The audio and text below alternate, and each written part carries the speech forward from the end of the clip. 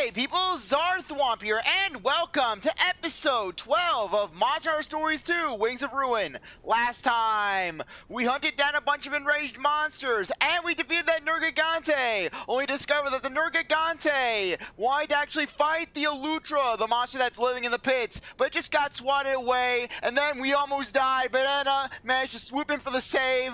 Also, because Cheval, he's not Alwyn, he was actually able to run up, and he was able to save us. Yeah, if Alwyn was here, we would have been dead. Alwyn would have been the death of us. And then basically we fought some enraged monsters at the pits, at some pits that sprouted up around areas. The light turned purple, from red to purple, and then we discovered that the big villain of this game is Zellard. That's right, Zellard. That guy who up until now, his big role was standing next to the Elder in Rudo Village. Heck, if they didn't shoehorn Zellard into the role, you wouldn't remember who Zellard is. Zellard had zero involvement. Heck, it would have been better. Heck, having Red as a twist villain would have been a better twist. But anyways, without further ado, let's offer some charms. Yeah, as you can tell, I basically, if you notice the top of my screen, you notice that, well, I have basically the Head to Guardian Ratha Woods boxes checked off. Well, the reason for that is I was going around Hakolo Island, seeing what new eggs were available, basically finding some monsters that basically were relevant to the quests, and I accidentally crossed the threshold that triggers the cutscene to enter Ratha's Woods. It's not really much. It's basically something along the lines of just, oh hey, don't feel scared, we're in this together. Anyways, without further ado, in typical fashion, we are going to go around and we are going to defeat some subquest monsters. Because I looked at the Monsterpedia, and according to what I'm seeing, these should be the last 3 in the game. So anyways, we got the Thunderous Terror. Okay, so let's go. Okay. Turga Volcano Base. Afternoon. Yeah, though I have to admit that basically just that when I was going around just seeing what eggs were available in the basically in this area, trying to see if I could get a Brachydios egg to try to basically get that Brute Wyvern quest. These dens were kind of in my way because I think that if there are too many sub dens available, it kind of messes with the logic for the rare dens. And I just wanted to enter the area. Come on, just let me enter. We will decimate you. You have nothing. Boom, dead. So that's the power of kinship, huh? Okay. Almost forgot that I didn't put the times 2. Okay, but anyways, funny thing is that just I don't know what's causing this, but just off camera, just Good Shulk was just an absolute force of nature along with Kyle. Seriously, we just absolutely devastated a Devil Joe. Just that Devil Joe didn't stand a chance. Just farming Devil Joes basically for parts and the like. And not to mention, fighting Devil Joes is fun in this game because they are extremely frail. Seriously, here we are just toppling Devil Joes like they're nothing. Just one sword combo, boom, they're down. They're dead. Okay, but let's see if we can find it. Let's see if we can find something. Yeah, while I was also on Hakolo Island, I also gathered up some Kelby horns. So yeah, we can actually get some. Potions. Yeah, this should help out if things start to go awry during the final boss fight. Because I could definitely see things getting a little hairy during that. Basically, heck, I don't even know if we're going to be fighting the final boss. Because for all we know, it could be, hey, the Oltura is not the real villain of the game, nor Zellard. It could be just the freaking Ruto Chief. He's the ultimate Elder Dragon. When they were doing the whole, oh, hey, how's Anna? She's as old as an Elder Dragon. Frankly, they could have been just foreshadowing the Ruto Chief. He could be a freaking Elder Dragon werewolf for all we know. He just emerges. You should have drowned that Rathalos in the river when you had the chance. Now I'll have to kill you. Yeah, he unleashes some one-hit kill move. Drown him in the river. Drowns all your monsters in the river. Just one hit. Okay. Looks like we're finding a Tigrex. Okay, that thing's going to be starting off with power. So yeah, Good Shulk is going to be our best bet with this. Then again, just it's weak to water, so If we had a speedy water monster, that would also be pretty handy. But I think Good Shulk could help out. Okay, how much you want? How many potions are we gonna go through trying to take this thing out?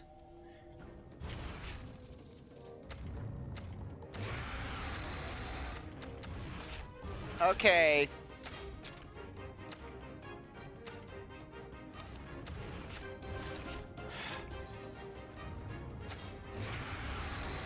Okay, we'll attack the head.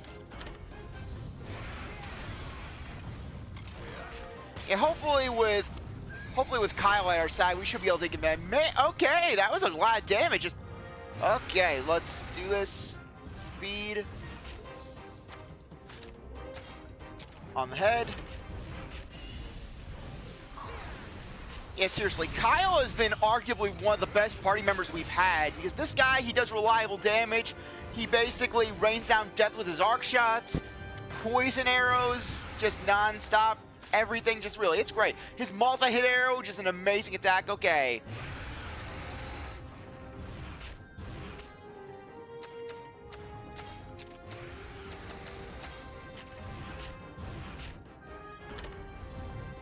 Okay, let's hope he tries to go after me. Watch how he goes for Shulk. Or rather, Good Shulk. Come on, Kyle. Okay, that wasn't as bad as I thought it was going to be. Okay. Anyways. Wait, why am I doing that when I could be actually just using attacks? So anyways, on a different topic. While I was searching around the Turga region, I actually discovered that you can find Nergigante eggs in rare dens. Granted, it wasn't a very common thing, but just they were there. Just if you find an egg with a star on it, that boom, that's a Nergigante. Yeah, though the weird thing is you can't make Nergigantes flee. You can't make them retreat back to their nest, but you can get their egg. Yeah, I also checked and you can't make the Belagoose flee. Yeah, basically, on Hokolo Island in the main area, if you have the quests active, you can hunt down a Belagoose, you can hunt down a Devil Joe. I think the same also applies to the Stygian Zenogre, because I haven't seen one roaming around since I completed the quest, and oh crap.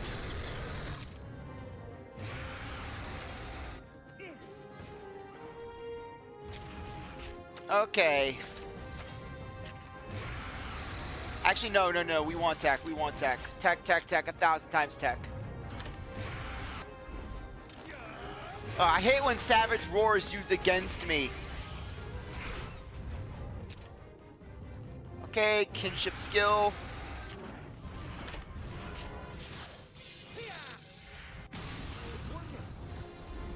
Okay, nice, rapid shot. Take him down. Do it, Kyle.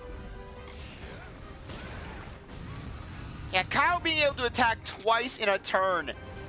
Okay, and Kyle's even going to be giving us some safety, allowing us to heal up Shulk. Good Shulk. I have to say, Good Shulk has been really redeeming himself. I kind of had my doubts about Good Shulk at first, but he's been really rising to the occasion.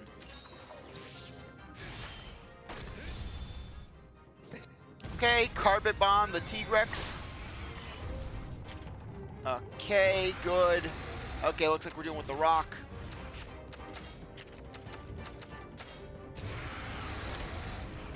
Okay, hopefully he targets us.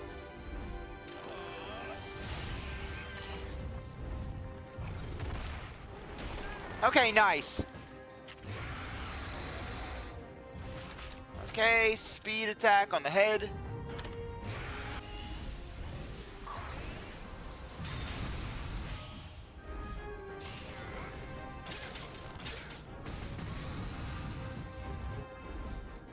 Okay, another shot. Boom.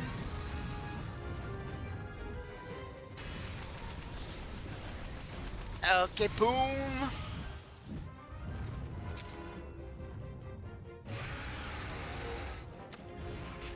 Okay. Skill. Let's guard.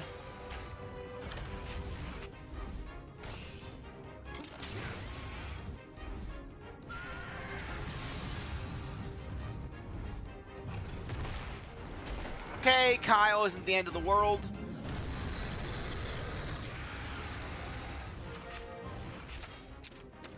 Okay.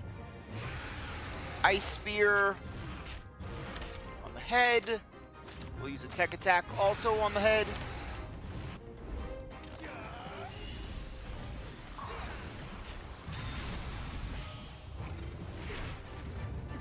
Okay, that's fine.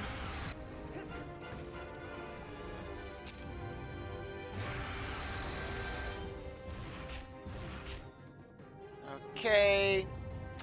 He's going to try to charge us, so technical attack.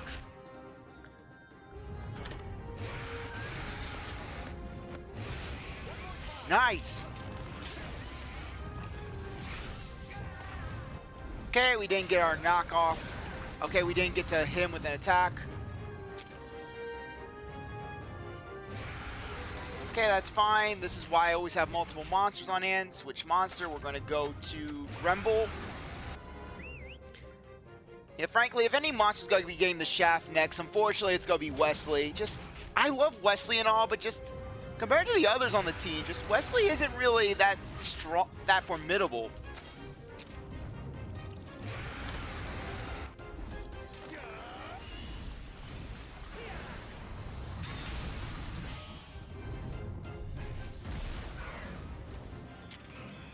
Okay, good on ya. Okay, looks like he's just in standard mode.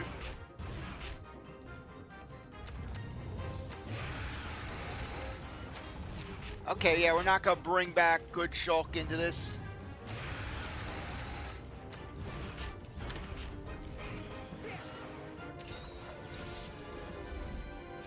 Okay. Thank you. Aw, too bad we didn't get the crit off of that.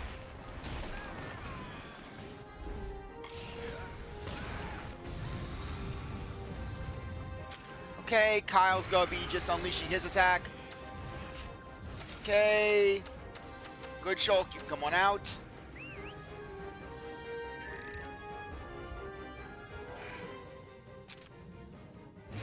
Okay.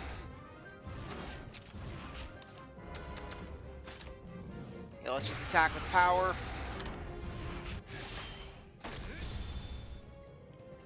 Thankfully, we're getting that free turn. Okay. Life powder. Thanks.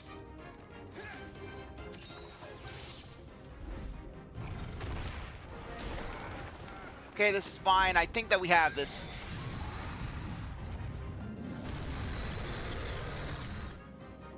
Okay, this is bad. Unless we can knock this thing out, we are gonna be in a very bad place.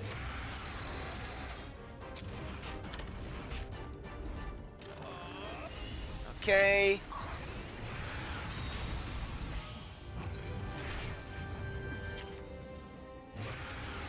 One more time.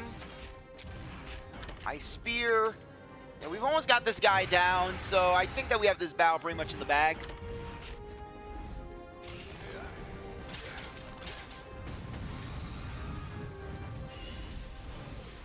Okay, boom.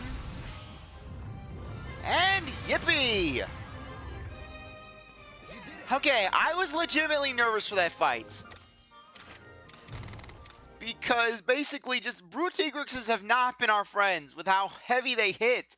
Seriously, they throw a rocket yet feels like you're getting hit with the earth.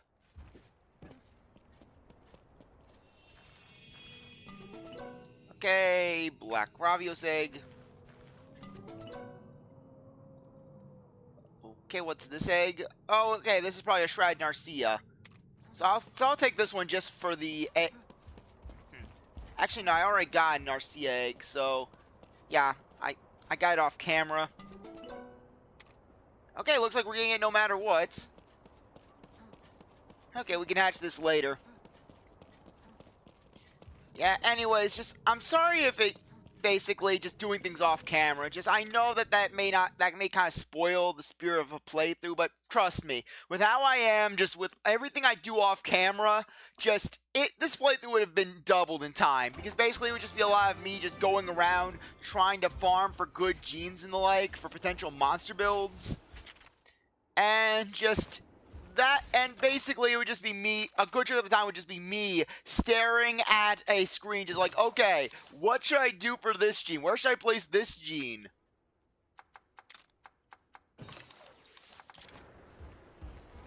Okay, anyways, next sub-den. Okay. Next sub-quest den is right over here. Okay, let's get going. Let's see what we're fighting this time. Yeah, I know that one of the monsters we're going to be fighting is a white Monoblos, which should not be bad because white Monoblos isn't all that dreadful a monster. If anything, white Monoblos is easier than your standard Monoblos on account of how just predictable it is. A good chunk of the time, the Monoblos is just going to go in and is just going to be charging up. It's very, and just even if we start having issues with it, we can always just send it. We can always just unearth it. We can always unearth it if it goes underground with Diego. So we should be in a very good place there. Okay. And we get ambushed. Hooray. Did we get a life powder out of that? Yep, we got a life powder. You're not doing anything to us.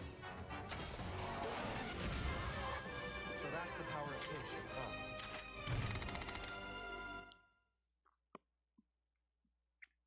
huh? Okay, but anyways, if any of my monsters look like they're uneven in terms of level, basically, just... Okay, let me show it, Okay. There we go. So basically, Wesley's level 46, whereas the rest of the team is level 47. The reason for that is I discovered that it's, instead of sending monsters on expeditions, oh, by the way, we're going to have to start expeditions up again. I forgot to renew the expedition. So basically, instead of just sending monsters on expeditions in order to level them up, take them into battle. At this point in the game, you can get so many level ups just from basically standard battles, just having the monster in your party. Okay. No.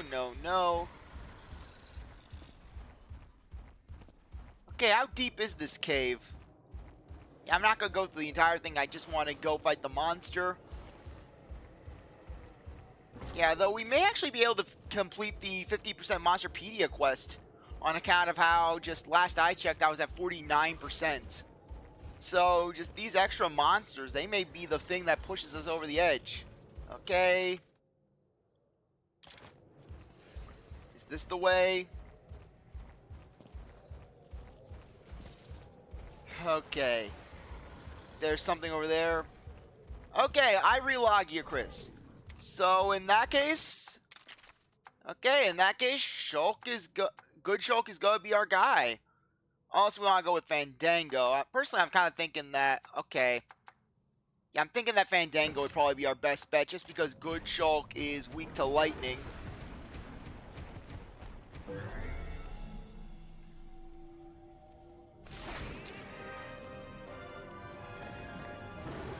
Okay, I'm going to switch over to Hammer.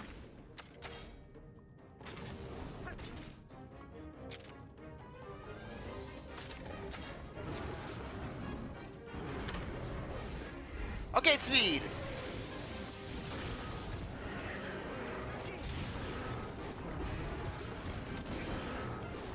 Okay, that hurt a lot. Though at least it was going for Kyle, so not the end of the world for us. Okay, switch monsters. Grumble, you can come on out.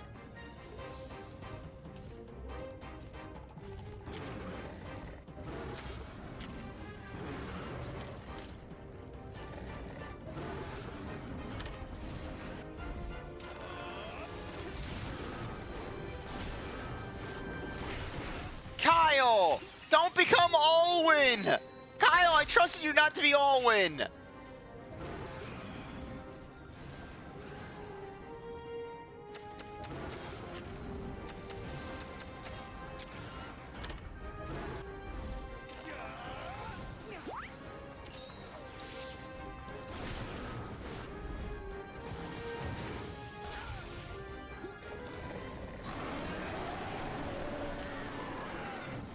Okay, now it's going for power. Okay, Monsties. Switch to Fandango.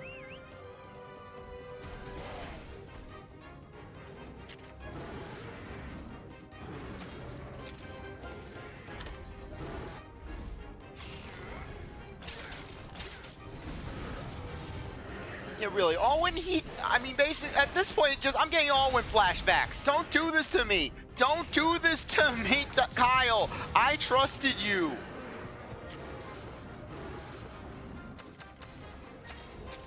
Yeah, now I got babysit Kyle.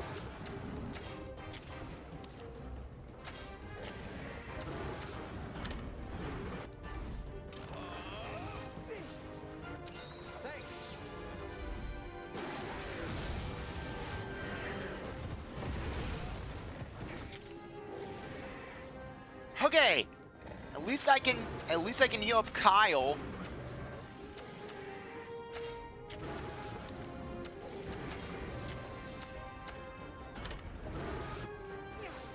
Okay. I'll thank you later. If you want to thank me, stop charging so often, Kyle. I appreciate your charges, don't get me wrong. But it's not gonna help us. It's not gonna help us if you keep on getting defeated. Okay, thank you. Thank you, Kyle. Let us just do our job.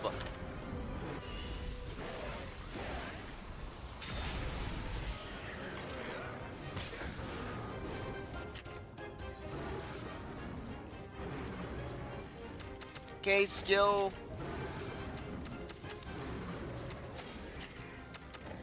Okay, plasma pressure. Okay, as for us, we'll use a meteor hammer on the body.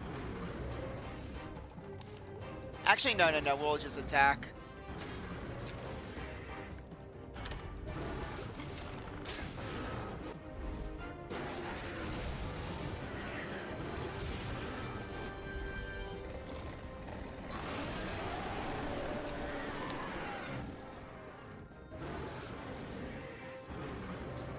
Okay, it's gonna be using a technical move.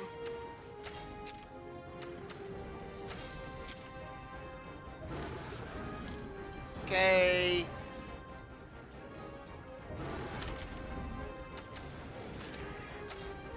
Okay, let's do a technical on the back. No! Wrong move! Wrong! Oh, crap!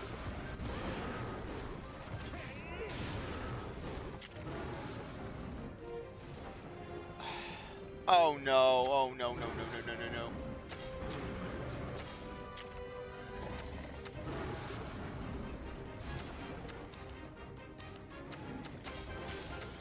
Frankly, Fandango's not the best one for this. Diego, come on out.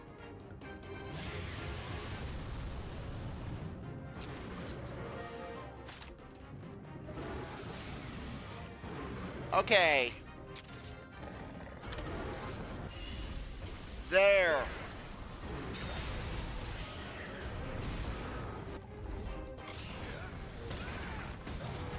Yeah, I just got a little nervous because of how Kyle was basically holding us back at the start of the fight. Come on.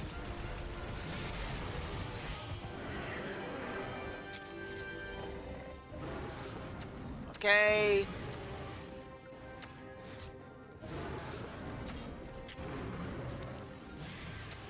Monsty, let's use a breakthrough strike on the back. Power attack on the back.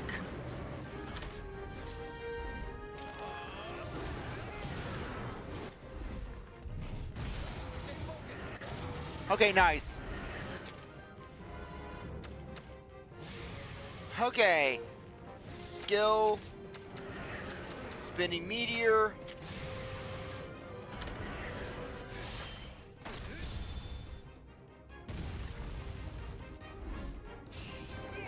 Okay, let's get some good damage. 2,000 damage!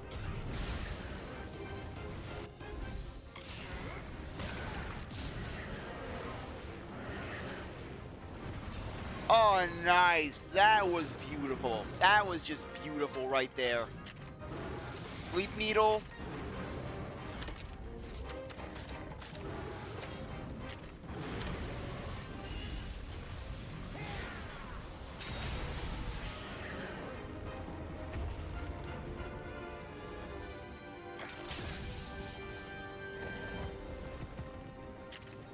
Okay, it's almost dead. Good. Okay, it's targeting me. So let's sleep needle. Technical.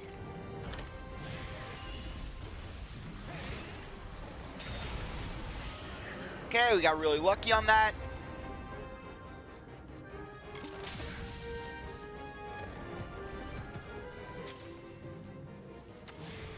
Okay, we still have a good momentum going.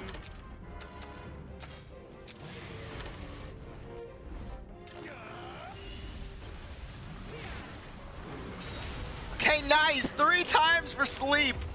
Go to sleep. Go to sleep. Go to sleep, Ivory Logia, Chris. Go to sleep. Okay, spinning meteor.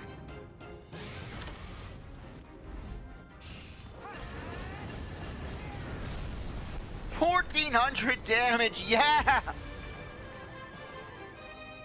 Okay, that wasn't too bad. Yeah, that battle had a pretty rocky start. What with Kyle basically trying to pull an all-win on us. But overall, it wasn't too bad. Now, if All-Win was here, this fight would have been over for us in a second, because All-Win would have just absolutely gotten his ass handed to him. Okay, Emerald Conga egg. Okay, I think this may be a standard Gravios egg, so I'll take it, just so that way we can hatch it. Yeah, watch how this is just some useless black Gravios egg. I feel like Paul from Pokemon, where basically it's like, you're useless to me, be gone from this team. But hey, I'm sorry, I'm not going to really use a Gravios. I'm not a big fan of Gravios.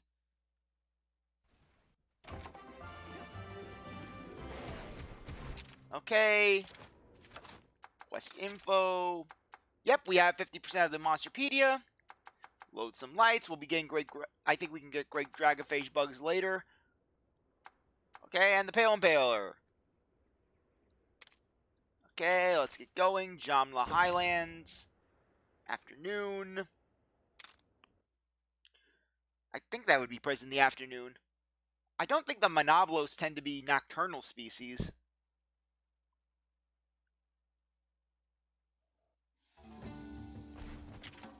Okay, yep, it's out and about. Okay, for this one, we're going to want Diego on hand.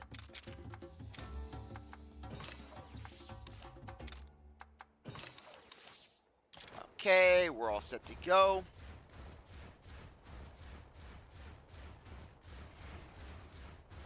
Okay, so anyways, this one should hopefully be much easier, just because of the fact that white Monoblos tend to be just very predictable monsters.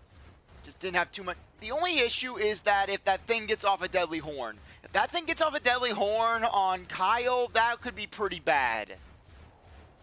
That's the only thing that I'm a little nervous about. If it was just us and our Monstie, then I would have zero anxiety whatsoever. But just when you have a partner, that's when things become a little bit more nerve-wracking. Because as fun as it is to have a partner on hand, just they're kind of a bit of a wild card, because while the AI tends to be pretty reliable with the partners, just they can make some questionable decisions at times.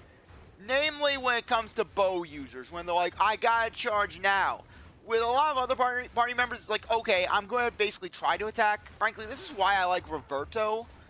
Because at least with Roberto, basically, yeah, he's going to be trying to set himself up for some powerful attacks. But at least he's actually attacking. He's doing a move that can protect himself. Meanwhile, when a bow user's charging, well, there's really nothing you can do, you know? Okay, hopefully that did not cast a sneak attack.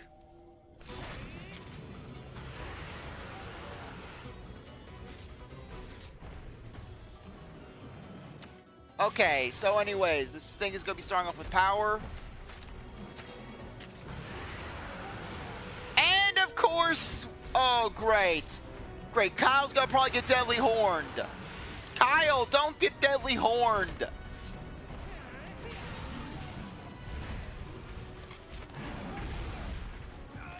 And Kyle's down. Kyle, you don't have to charge every turn.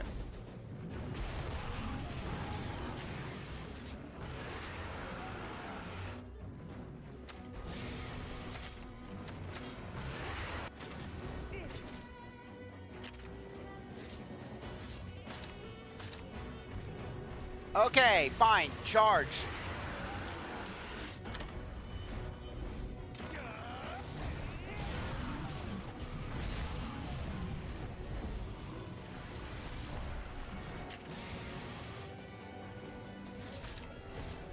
I don't think Deadly Horn Jab is going to work, but hey, it's free.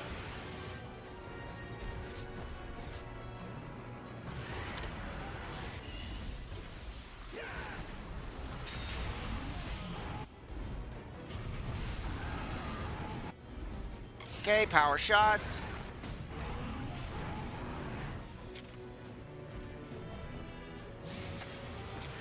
Okay, let's hit the leg some more.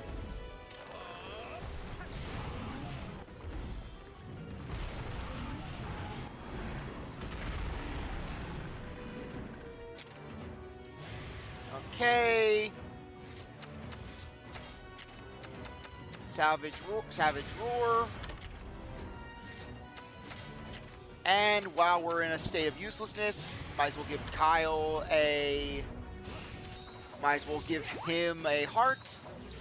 Oh yeah, you're not gonna waste your time charging now, Kyle?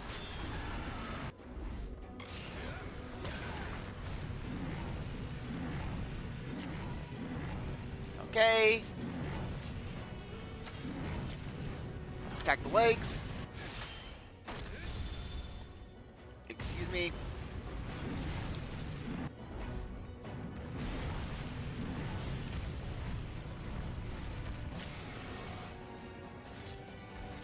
Okay.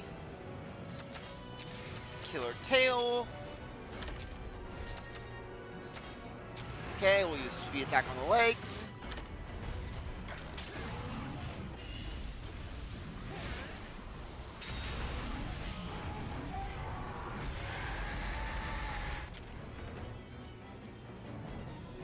Okay, good on ya, because we do want to use tactical right now. Yeah, when it comes to these mini-boss monsters, they're no different than your standard monster. It's just that they hit harder, you know? Okay, this thing is probably going to be burrowing, so... Okay. It's just using a target lock.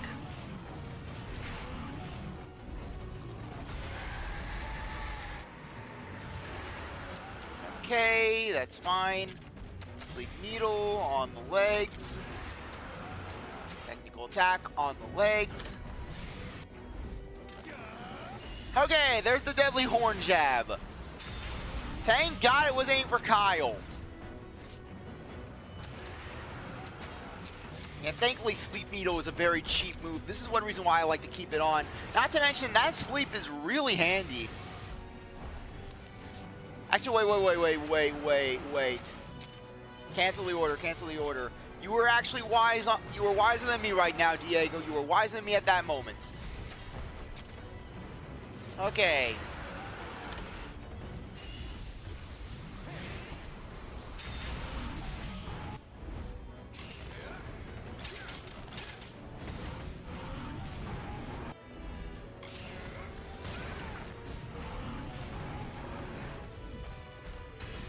Okay, let's push you away.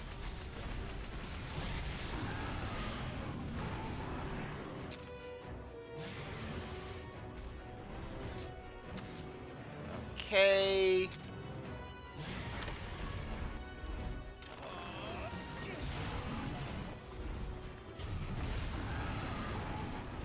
If only aim for the legs. If only aim for the legs.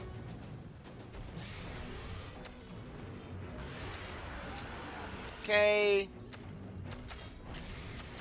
Yeah, I'm not taking any chances here.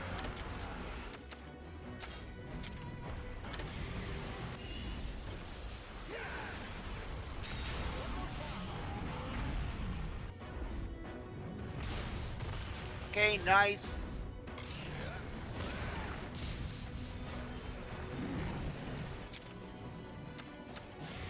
Okay, skill. Spinning meteor on the horn.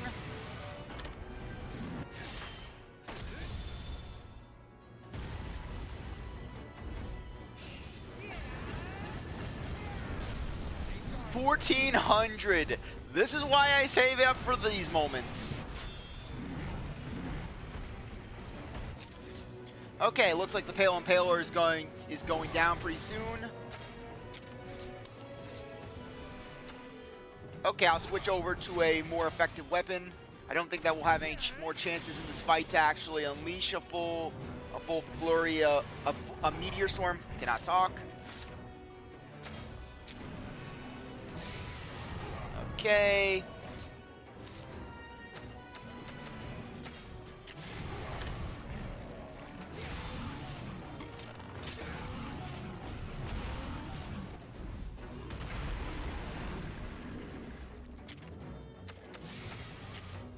Okay, Savage Roar. Cheer. I'll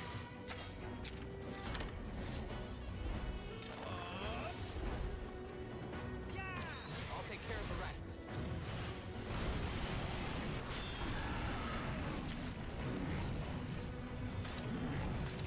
Okay. Skill.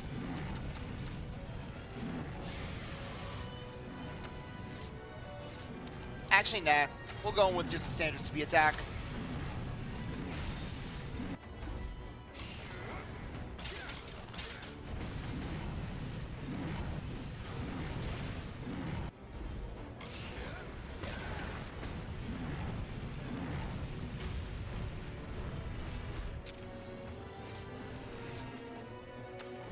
Okay.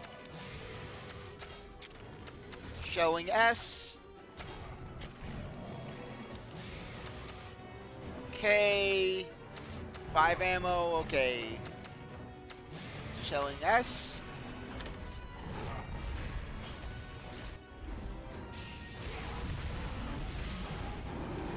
And yeah, Gun Lance for the win! Was an obvious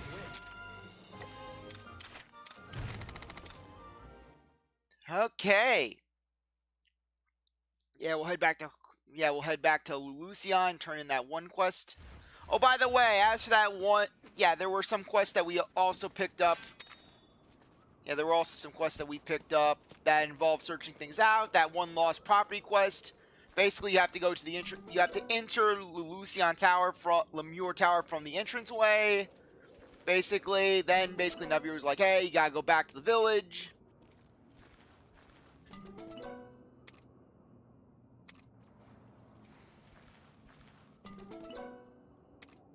Okay, fine. Okay, we'll take it. But anyways, as I'm saying, go back to the village, then you basically get told, hey, maybe it's by the hot springs.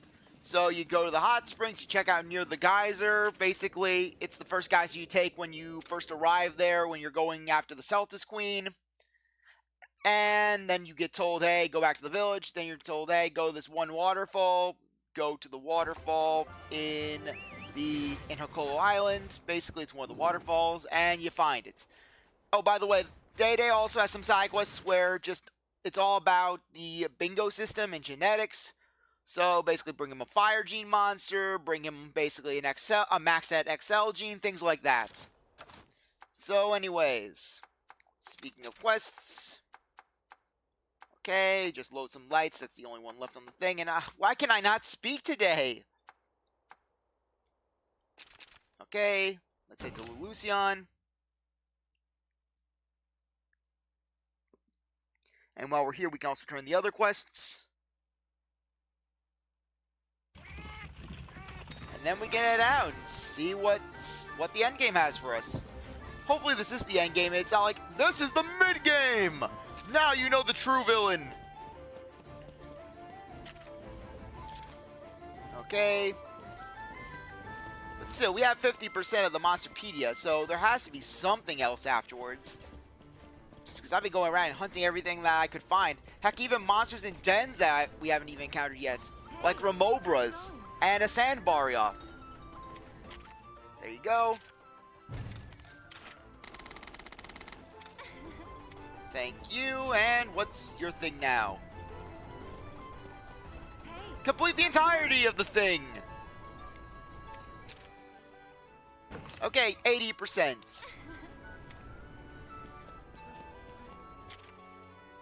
Okay, let's hatch those eggs.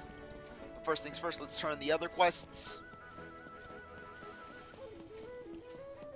Yeah, also part of the reason I wanted to go back to Lucia is just how cool the music sounds. Anyways, subquests. Okay, Brutal Tigrex. Okay.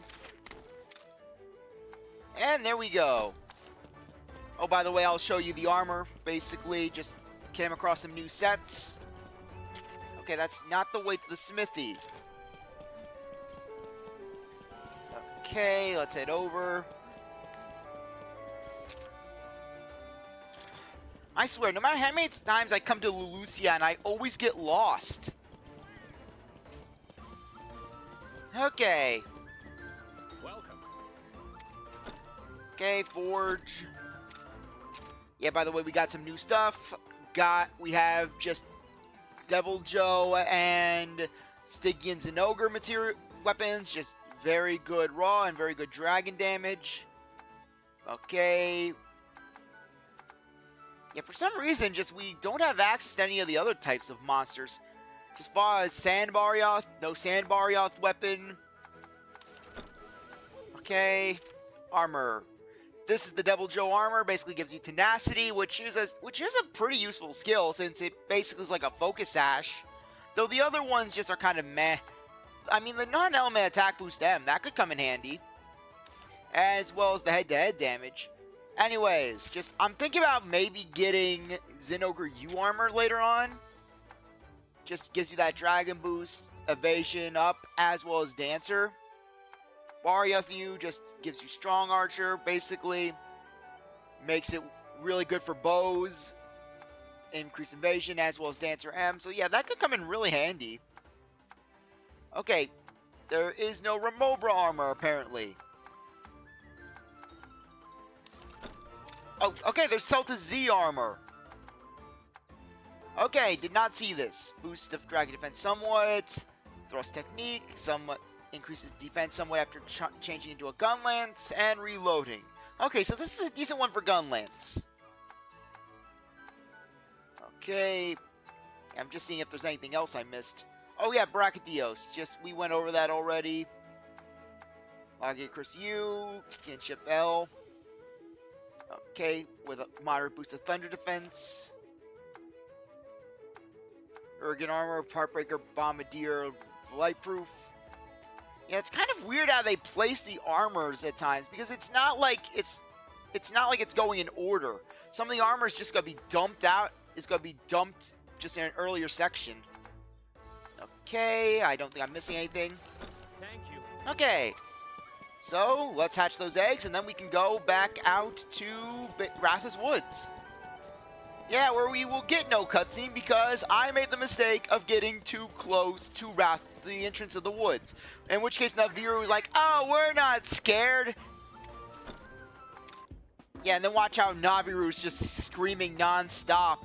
Just the classic roar of the Naviru. Help me! Help me! Okay. Tried Narcia. Ravios. And Gendrome. No, not that. Let's also start the expeditions. I actually forgot to collect. Yeah, no, I don't want any of my finding charms. I don't want finding charms. I don't want to have just a constant stream of increased rare genes at my disposal. We don't need that. Okay. So anyways. Let's go here. Okay, we don't need to. Yeah, I'll freshen the pods.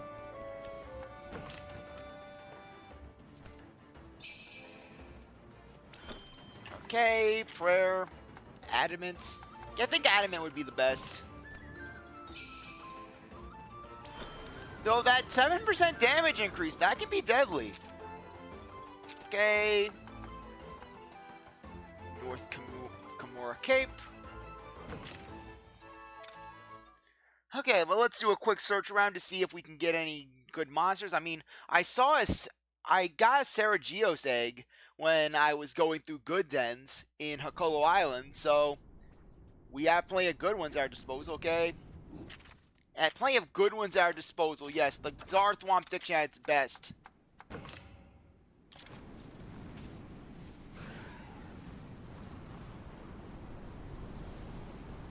It's kind of sad that just there is no music on Hakolo Island, just bright UV lighting.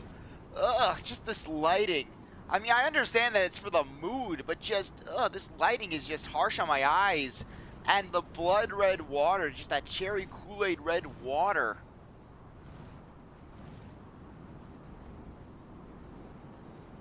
Yeah, just doing a quick search, doing a quick scan.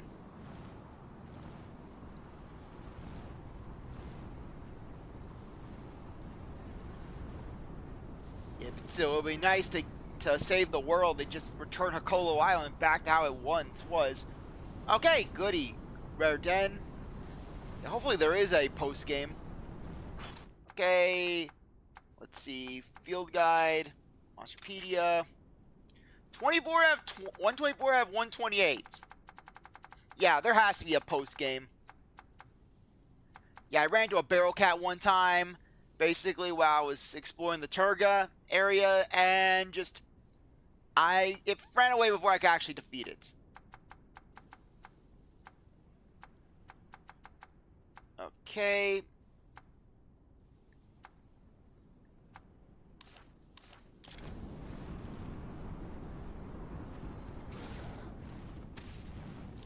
Yeah, watch how we get charged by a Boldrum, just some enraged Boldrum. Yeah, though notice how the Boldrum isn't enraged. It's because the Boldrum's too evil to be consumed by rage. It's too evil to be consumed by evil. The sky is too blue to be blue.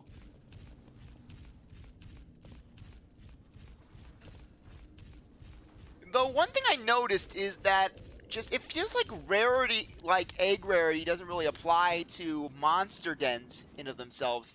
I mean the dens that you get for a monster retreating. Because when I go to a standard good den, it feels like I can reliably get rainbow eggs and gold eggs. But then when I go to just, yeah, we'll take this sandbar, I think, or this may be a Saragios egg.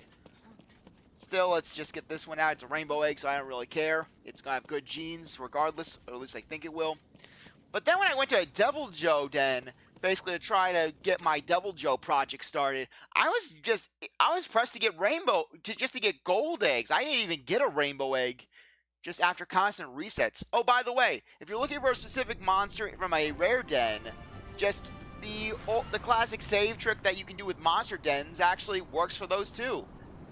Where basically just you see a rare den on the map, save the game, and then proceed to just reset the game until you get the monster you want. Okay. Let's go in. Do I recommend this game? I would say that if you're into Rochambeau RPGs, then this is a good game to do. Or if you like the Monster Hunter series. Okay, there's a Steve. Okay, let's fight the Steve. Okay, sorry about that, but anyways, I would say, yeah, this is a very solid game if you like the whole grinding aspect of Monster Hunter, because just the whole thing is trying to get bingos with your genes, trying to power up your monsters, putting moves on them. Though I would say that if you're going to get into the Monster Hunter Stories games, get into this one first. Because basically, Stories 1, it has a lot of flaws, namely just very unpredictable attack patterns from the enemy monsters, as well as just being very slow-paced as a whole. Okay, but anyways, it's Sarajevo, so it's probably going to be speed-oriented. Yeah, but in this game, though, if you know how the monsters behave in the main series, it actually does help you out in these battles. For instance, I know that Sergios is a very fast monster. So basically, it's zipping around the battlefield and just constantly trying to just get the better on you with its speed. So it's probably going to be using speed attacks by default. So I'm going to want to attack with technical. Okay, to one enemy. Yeah, we'll do that. Okay, we'll attack the legs, so that way we can try to get tilt. Okay. Okay, it's actually a technical. I knew it was going to be speed or technical. But still, if you get a draw, then basically just both monsters will hit each other, or you and the monster will hit each other. Of course, the Remover is just going to be an absolute pest. Okay. Yeah, we don't have any for power, so we're going to want to switch it to Diego.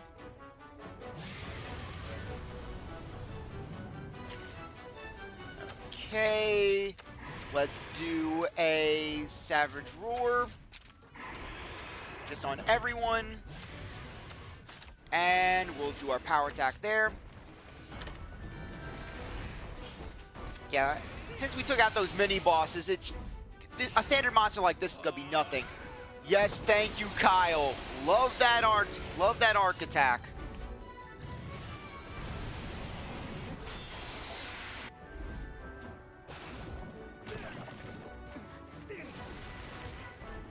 Okay. Once again, Savage Roar.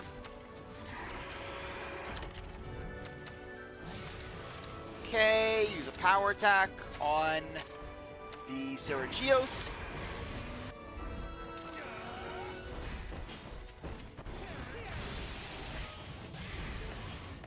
Okay. Take them both down. Okay, the Sergios is probably going to go for speed now. Or it's going to be charging itself up. Okay, skill. Okay, let's hit the legs. Okay, just bash its kneecaps in.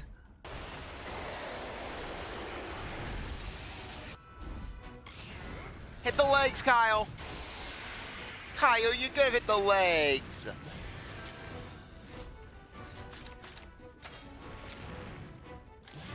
Okay, the legs have been broken. Okay, fine. Okay, charge/T. Yes, hello there. Be gentle with your boy Sergios. Hey, don't worry. We'll be merciful to him. We'll be swift and painless. As we just decapitate this thing with a great sword. Yeah, but still, I always have fond memories with the Sergios, just because I was around when it first came out in Monster Hunter 4U, and it was just the coolest thing when it was introduced.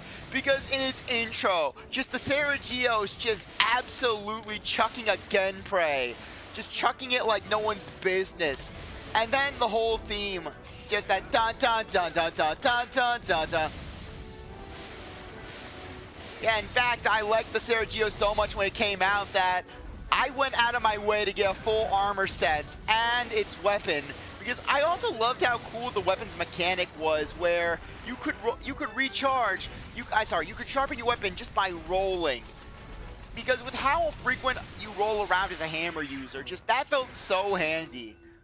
But then basically I found a really good set a good armor set when I was on an expedition, which kind of caused it to go to the wayside. But hey, it was a pretty good experience. Not to mention, I love the Sergios light bowgun, because it was really good for an overpowered normal build, where basically just having unscathed and as well, basically where you're just rolling around with evasion, you're constantly recharging. How is Monster Hunter Stories 2 treating me? I've been liking it a lot better than Stories 1. In fact, when I got this game, I got it out of just trying to give the series a second chance. I was like, okay, maybe this won't be as questionable as the first Stories game. But after I started playing it, I really started to enjoy it, and just, in fact, I actually went back to Stories 1 later on, basically when I was going out of town for Thanksgiving this year, thinking, okay, maybe I just was too quick to judge the game. Oh, no, no, no, no, no. After playing this game, I cannot go back to Stories 1, because the thing is with Stories 1, just for one thing, with subquests, I'm the kind of guy where when I see a subquest, I want to do it immediately, or at least I want to have it on my radar. But with Stories 1, they did not mark available subquests on your map. The only subquests that you could reliably find were the ones on the signs.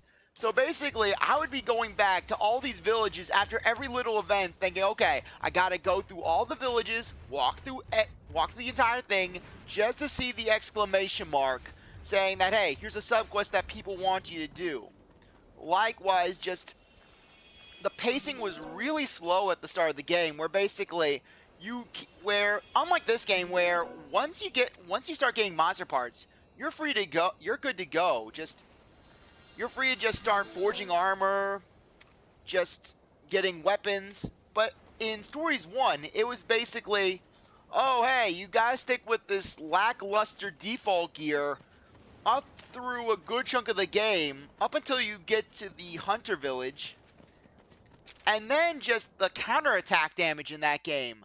Just even when you were basically predicting just the different attacks, just you guessed right, you fully countered, the counter damage that you'd be receiving would just be insane. Sure, the counter damage is present in this game, but it's nowhere near as noticeable as it was in Stories 1.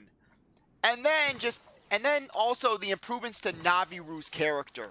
In Stories 1, Naviru was a pest. No offense, if you like Naviru from Stories 1, more power to you. But I just wasn't fond of how often he would talk. Because basically, I'd go into a den and I'm collecting some material that's lying around. Naviru, oh, you're collecting material. Oh, we gotta make like a tree and leaf. And then basically, okay, and I'm thinking of this last point. There was another point. Oh, right. Just how weapons were. Where basically weapons did not feel like distinct weapons. It was just, okay, what different combos do you have? Where with the greatsword, it was pretty reasonable. It was like power, technical. But then you get hammer, where it's like, okay, you gotta go power, then speed, then technical, or speed, then technical, then power, and just all the different things. Yeah, Monster Hunter Stories 2 got mega updates on mechanics, and you loved it so much. Sadly, Monster Hunter Stories 2 died quickly. People got bored of it and stopped playing it. And Stories 1 was good. Yeah, I've really been enjoying it. And from the look of it, the one thing about this game, as much as I feel that the story is a massive improvement over Stories 1, basically where it feels like it's a little more nuanced and not just, Hunter bad, Monster Rider good, basically. That's the vibe that I was getting off, where it's like, oh hey, Cheval, he's getting some Monster Hunter tendencies. He wants to hunt the monsters, even though he's perfectly in the right. But anyways, in regards to this game, I was disappointed with the twist of Zellard, because the thing is with Zellard, the game acts like Zellard's this major character where it's like, oh, we should be betrayed that Zellard is the leader of the evil riders. But to be honest, I forgot who Zellard was up until I saw the face and heard the voice and realized that it was just the guy it was just the guy basically whose main role in the story was standing next to the Ruto Elder. And not to mention the fact that okay, Sambarioth already fought one of those, so we don't need to fight it again. But just the fact that the people of Hakolo Island, they knew what was going on, but yet they couldn't say, hey, there's this forbidden area where there's this evil monster that's rumored to be sealed away in. I mean, it's not like they just discovered the forbidden area last week. They call it the forbidden area, yet no one tells us about the forbidden area. Heck, why wouldn't our main character know about the forbidden area? He lived on this island his entire life. Though, but back to the whole plot twist of just Zellard being the main villain. Frankly, I think that would have been better just having out of the blue villain. Heck, have it where Kyle's father was the villain. Probably a dragon. Yes, get judged by Tsukino. Okay, White Monoblos. Okay, but anyways, I know that it would have kind of been a bit, I know it would have kind of taken away from the tension if they would have just introduced Kyle's father out of the blue in such a capacity. But I mean, but they kind of did, but it would also make sense because it would kind of give Kyle's story some resolution. It would really tie together the whole premise of just, hey, this guy who holds a grudge against monsters, he needs to learn about that people and monsters can live in harmony. Meanwhile, Zellard, he's just like, I want to destroy the world because. Our first real quest was hunting down a Pukian. Okay, it looks like we can't get into fights while Naviru reminisces. Come on, we want to hunt this down. Not even the Dragophage bugs want to be around Naviru when he's reminiscing. You didn't pay too much attention, and the eyes kind of gave away during the cutscenes. Yeah, personally, during the cutscenes, I thought the eyes were just an armor effect. You know how some of the armor just has some unique aesthetical appeal to them? Okay. Heck, make it where Red comes back as the twist villain, where Red bonded with Oltura in the pit, and basically wants to help it out, you know? Have that sort of evil bond sort of thing, you know? Yeah, though I am going into this blind, so frankly, I don't know what's going to go on. For all we know, Zellard could be betrayed. Zellard gets usurped in some Evice fashion, where basically it feels like Zellard is sort of like a poor man's version of Evice from Pokemon Coliseum, because Evice was pretty much the exact same way, where he was basically this generic NPC that you saw once at the beginning of the game. He was the Fennec City mayor. You talked to him one time. Seriously, you just talked to the guy one time. And all he had to say was, oh, we'll keep a watch out for these dangerous shadow Pokemon. And then you never see him again throughout the entirety of the game. And that only for him to come back right when you defeat Nascor, and he's like, I'm the big baddie of Cypher. Though, with that, it kind of made sense, because basically, the guy was trying to be obscure for the sake of just running his scheme from the shadows, while Nascor, the classic Final Fantasy-looking villain, he basically was the face of the organization. But then Evice comes in, goes full-on evil. Basically, this guy's making Nascor bow down in shame. And then you get absolutely hammered by his overpowered team. Meanwhile, with Zellard, I mean, I don't think he's a rider. So, because, I mean, we haven't seen him actually riding a monster. I mean, he basically commands the Ruto Village military. Oh, so now we finally get to encounter some Vespoids? Okay, looks like we're not going to be having any fun with this. Okay. We'll do a Deadly Horn Jab on the T-Rex. Or, actually, no, we're not going to be... Yeah, that probably wouldn't work.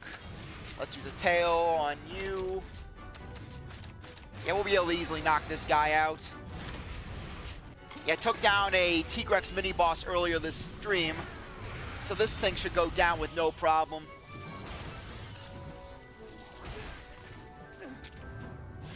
Yeah, though it's kind of weird that they're treating a Vespoid as an endgame enemy. Just because Vespoids, you just see them in a Monster game, it's like, okay, I'm not really going to deal with these guys. Okay, they're probably going to use power. Yeah, Tigray right here. Tigray is basically my pride and joy. Just, I spent a lot of time just putting genes into him. Got kind of lucky with some large attack-up genes. Okay. Okay, what you're going through will be easy depending on. Yeah, I kind of figured that basically I figured that it's not going to be too hard because just with the general flow of this game, a lot of the main story aspects, it's not like a Final Fantasy game where basically you need to be dedicated to the grind. the kind of thing where just, oh hey, you're playing the game casually, that's fine. Yeah, from what I've been seeing, this game only really gets hard if you're going to the more optional stuff. Yes, thank you, Brutal Horn Strike. I love this move. It makes fights like this go by a lot faster. And everyone's paralyzed now. Okay, Diego, try to take that thing down. Though, thankfully, Kyle should have no problem with the arc shots. Yeah, I like Kyle a lot more than Alwyn. Just really, Alwyn was a nightmare to deal with. Yeah, which is kind of funny because basically just when I first encountered, because basically trying to get a Tigrex egg when I first encountered the Royal Tigrex in Akala, the hard part wasn't fighting the Tigrex. It was trying to keep Alwyn alive because Alwyn's just charging up every other turn, only for him to do a single weak bow attack. Unlike Kyle, where basically he charges up once and he's going insane with arc shots and multi-shots. And just being an absolute beast. Yeah, heck, when I first got Kyle on the team, I was a little nervous because I'm like, oh great, is this going to be Alwyn 2.0? Yeah, because basically Alwyn, just the only thing Alwyn's good for is basically dying a bunch of times. Because really, just every time Alwyn's charging up and leaving himself vulnerable to monster attacks. Heck, Alwyn's tendency to let his party down even carries over into the story with the fact that just Red died because he decided to stand there doing absolutely nothing while Enna's rushing out there. Yeah, if Alwyn would have just rushed out alongside Enna, Red would have been saved because Enna just needed a few extra inches. Okay, Feline Burrow, I could have gone there. Okay, thankfully we can just supernova the Tigrex. Love that supernova. You have nice energy, reminds me of old Poketubers. Thank you. Yeah, I do this because I just I like playing the games. I like just chilling and just recording my adventures with this sort of stuff. Okay. Anyways, let's see what's gonna happen. Yeah, watch how Oltura betrays Zellard. Basically, Zellard summons the tentacles from the depths. No. Watch how Gyasmagorm just bursts out. But then again, I think this came out before Gyasmagorm. Because I could definitely see them trying to go a Gyasmagorm angle if basically this came out alongside Sunbreak. Yeah, heck, Gyasmagorm is Archdemon of the Abyss. That's pretty much in the name. Yes, it's Zellard. Zellard's presence. Okay, I think Tigray would be the best one. Okay. Rathalos. Watch out, it's Guardian Ratha. Guardian Ratha has come back. Guardian Ratha's come back with the milk. This reminds me of that one scene from Wreck-It Ralph where all of those alien insect robots are going into the light. You came back. I was so worried about you. This is the Rathalos you protected. Look how much he's grown. And look how red he is. Seriously, I understand that Guardian Ratha's aged, but I mean, it's weird how much redder little Ratha is.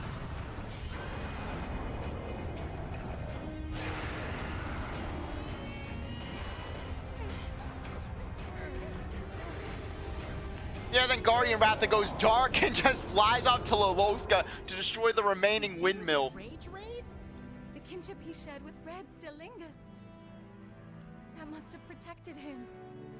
That, and he's of a species that can't really be rage raid. Zellard. Ratha! Give up already! Let Ratha go! This Rathalos is the key to awakening the Exalted One. The process can't be completed without sacrificing the monster. You still want to destroy the world? What's wrong with you? I wish to see the end of a world centered around humanity. You lived in a remote village that had zero contact with humans! The only human you really came across was freaking Red! When Red died. Yeah, because Alwyn did nothing! To end. It is time for a new world to be born in its place. It's true that humans have shorter lives than us, and they're You encountered one human! But they aren't weak. They have the power of kinship. They're friends. They're monsters. Humans carry the strength of everyone they meet. That makes them strong. My friends here taught me that. I believe in the strength of humanity. When has this been a theme? When has the strength of humanity been a theme in the story? This is the first it's really cropped up. If you're anything like Red, then you should understand. It speaks of the beginning of a new world. Of needing this Rathalos to fulfill its wish. Oh no, now it's when Hedgelord Rathalos. It's going to destroy the windmills again. Okay, do I play with viewers? Typically, it depends on who comes into the chat. Though a good chunk of the time it's just me. Guardian Ratha? Will you take us there?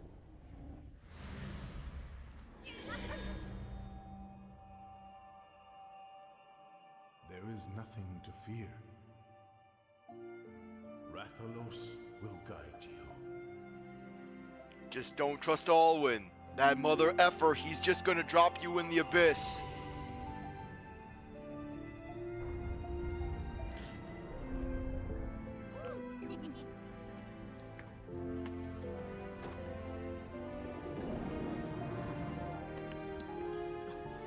Well, now it's your turn.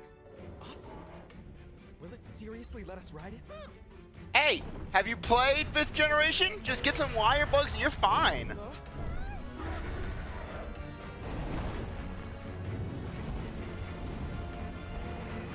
Yeah, now I can't help but wonder what the riders would think of hunters who use wire bugs.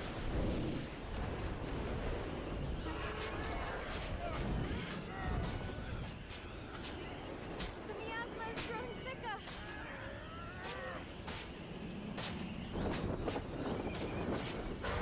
Please go, Guardian Ratha.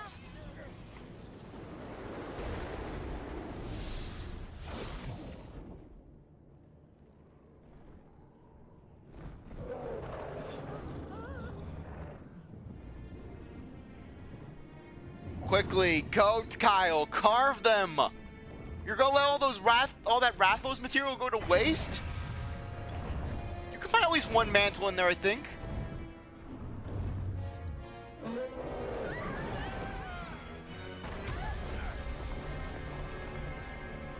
Is he okay?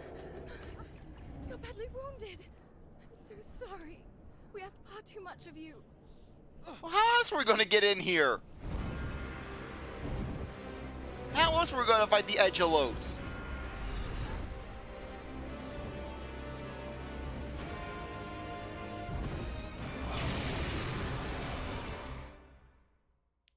Okay, so we're gonna have to fight Ratha. Ratha's revenge for me never using him in the party. For me basically just going out my way to get monsters to fulfill his role. Guardian Ratha, he's badly hurt. Get a grip, we're here to save Ratha, aren't we? Let's go. Okay. All the Rathas are sleeping. Yeah, you promise. Yes, let's carve. Wait, is this gonna take us back? It's gonna take us back? I wanted to just check out the Rathalos. Watch how it takes us back. It took us back. Wait. Okay, so is Guardian Ratha just flying us back over and over again? Or are we just walking down the stairs with just the miasma, just a one-off thing? We couldn't have waited 5 minutes? Yeah, it was just... Okay, apparently we're just walking through the miasma all of a sudden. Okay, but anyways. Okay, this is going to be a Rathalos, so speed would probably be king. Okay, I could go with Good Shulk, or I could go with Fandango. I'm pretty sure that basically... Yeah, I'll go with Fandango. Actually, nah. I'll go in with the classic. I'll go in with the power monster that's been absolutely usurping Ratha's role on the team. Yeah, stick Ratha in my party. Don't let me change things up.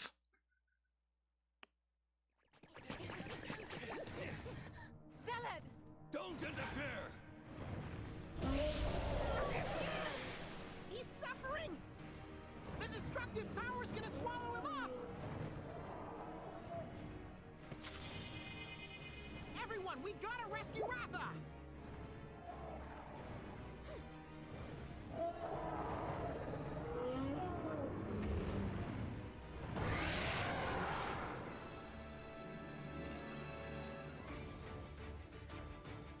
Okay, so is this going to be a standard monster fight, or is this going to be a Mossy Rider fight?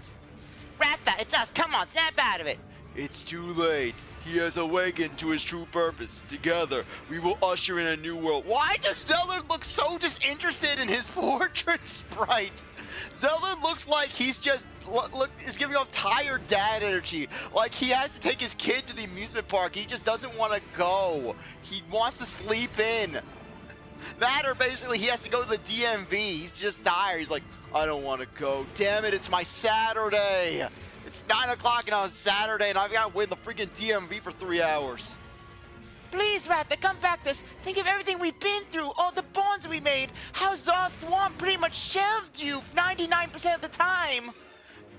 Your petty talk of bonds is nothing more than empty platitudes, a way to cover up your own weaknesses. Zellard, you came from a freaking village of riders. Basically, your entire way of life was bonds. But then again, considering how cultish the rider villages can be, I can definitely see Zellard or someone snapping. I mean, basically, put Zellard in the first village from the first Stories game with the rhyming elder. Basically, who was like, you cannot leave the village if you're a rider. Basically, just. Seriously, put Zellard with that guy for 5 minutes. Frankly, if Zellard took down the rhyming elder, that would have been a beautiful moment. Okay, raise wing Ratha. Okay, looks like we're not getting any general attacks. So, anyways, let's see if we can put Ratha to sleep. Put you to sleep. That or basically use a deadly horn jab, kill Ratha in 1 hit.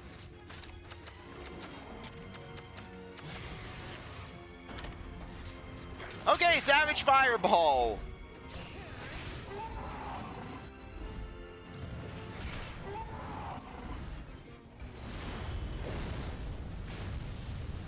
Okay, that hurts. He used Savage Fireball? Does Ratha really not remember us? And why can't you be that powerful when you're with us, Ratha? Oh, so you only look cool and you only be powerful when you're fighting us. We can't give up. Okay, fine. Okay. We don't have enough power. Okay, we're going to need to switch over to a speed monster. No problem. We'll go to Fandango.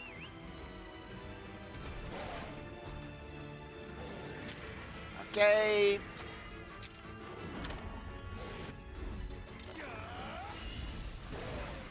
Yeah, frankly, if Alwyn was here, he would just be getting one-hit KO'd every second. He'd just be charging non-stop. This is the power of Wyverians! Charging a bow. Seriously, Zellard's like, oh, humans are so weak. Zellard has lived in a village that was isolated from humans up until Red was there. Red was the only human he reliably encountered on a day-to-day basis. So his motive makes absolutely zero sense. And mind you, basically, it wasn't like he was doing anything or Alwyn was doing anything when that freaking Nergigante was attacking. All he was doing was just, I'm going to stand off to the side. Yeah, and also, not to mention Alwyn, he's Wyverian. He's lived for over 100 years, and yet he can't go do anything beyond charge the bow. Yeah, sure, Kyle charges his bow, but at least he's doing more than just a standard power attack. Okay. Yeah, Kyle's got to be doing that, so we'll use a plasma pressure on Ratha. That's not even just Ratha, it's just raised wing Ratha, as if we're just disassociating Ratha's species with him as a whole.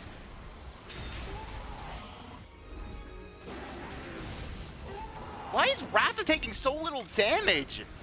Apparently Ratha is the king of defense. Oh yeah, you couldn't have this defense when we were fighting a Gammoth that one time. Couldn't give me that much, Ratha.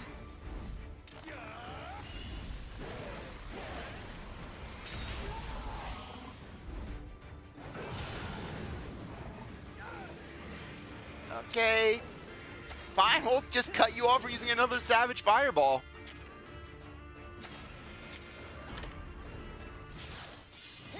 Okay, yeah, I already saw this cutscene.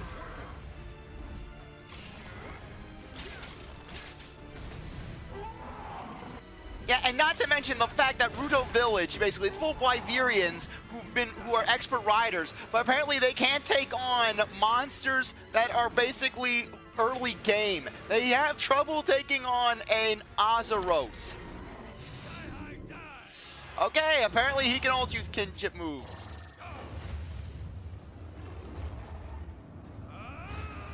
What? That smile there! Just Zellard looked like a kid in a candy store. What the? He just does not like Kyle! Just 999 damage to Kyle. Impossible, where's all this power coming from? With just 999 damage to Kyle. Mastering these skills was a simple matter to me. Do you see how worthless your precious bonds are? Zellard, you live in a rider village. You should know how bonds work, considering that basically you're over 100 years old, and this is your culture. This is your world 24/7. You bank on rider culture. You should know how bonds work. You're pretty much leading the rider military in Ruto Village. He can use kinship skills too? Do we even have a chance anymore? Zellard runs riders. He should know how to use them. Don't go soft on me now. We just gotta stick together until Ratha comes to his senses, right? Just keep hitting in the head. Okay. You don't think the Wyverns particularly hurt monsters? They are more like gatherers with a few rares. Yeah, I see your point. Maybe a bit as scavengers when collecting materials. Unsure. Yeah, but then you have Alwyn going in with his bow, basically, as well as Shulk, just absolutely owning monsters. But wait, why am I overthinking this? This is the plot of Stories 2, basically, where they kind of gloss over some details from Story 1, basically, where it's like, hey, we're not gonna tell you how exactly Naviru knows Vinia or how he knows Cheval. It's basically just Naviru who's like, hey, I know you. I'm not gonna tell you how I know him. Yeah, but just, I'm not particularly angry with this. I'm just more or less funning around, basically. Nah, trust me, if you want to see me, if you ever, basically just, when I get angry at a plot, it's like Professor Layton, it's like Catriel Layton Millionaire's Conspiracy. Now that game gets me livid with some of the plot points, because basically just, because of the fact that the main character is unlikable, the main villain of the game basically it just makes me want to bash my head against the wall. Frankly, the main villain in Catriel Mystery Conspiracy, Millionaire's Conspiracy, basically makes Zellard look like this grand Sephiroth-esque villain.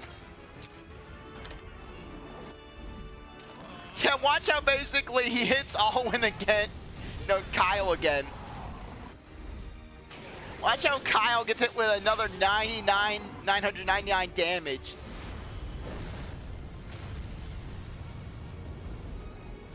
Okay, he's now attacking twice. Okay, 3 times. Okay, I thought he was gonna go for a full 4.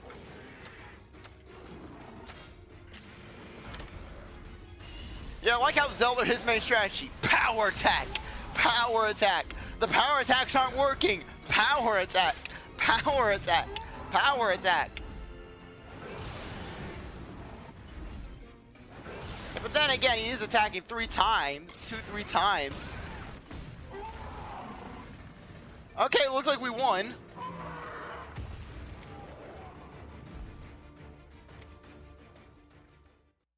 All we have to do is just defeat Oltura. Heck, bring in 4 hunters. They'll take him down. Everyone hates Kyle. Ratha! Kyle's allies hated Kyle. Naviru hated Kyle. Zellard hates Kyle. Everyone's just jealous because he has a Naruto Anya cat. Last in a pit!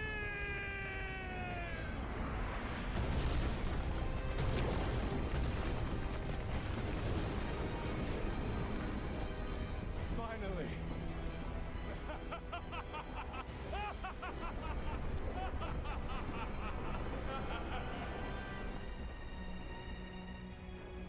Accept my offering to you. Take the Rathalos. Take me! Forge a brand new world!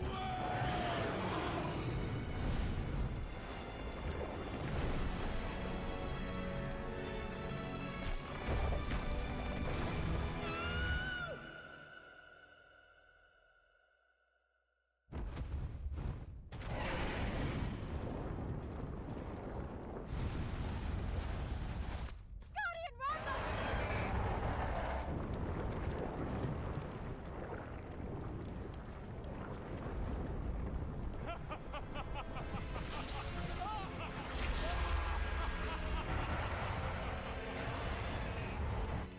Personally, at this point, I wouldn't be surprised if Zellard's doing this all to just get away from Alwyn. He doesn't want to see the world reborn. He just wants to die to a large monster that'll just end his misery with being with Alwyn. Is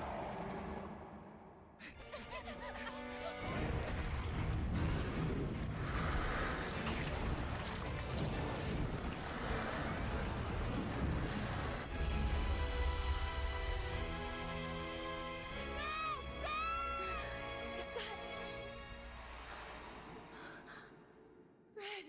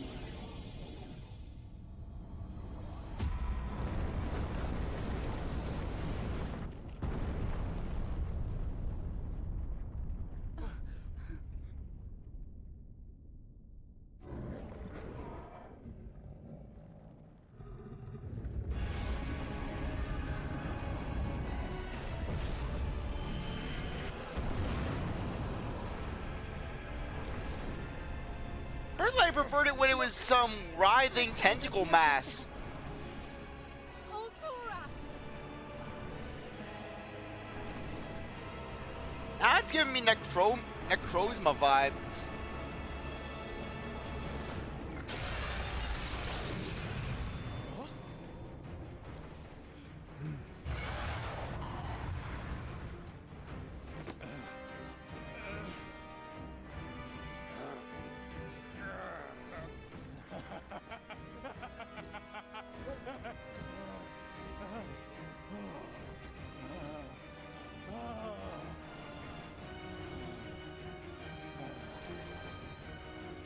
For this awakening, take my life! Why must you interfere? I won't let you die! Open your eyes and look! Look at this world that you reject!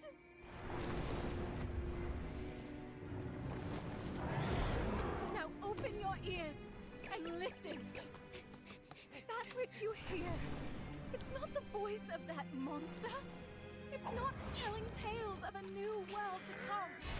All it wants is to live. It's the first cry of a newborn. The one who wants a new world. It's not the monster. It's you.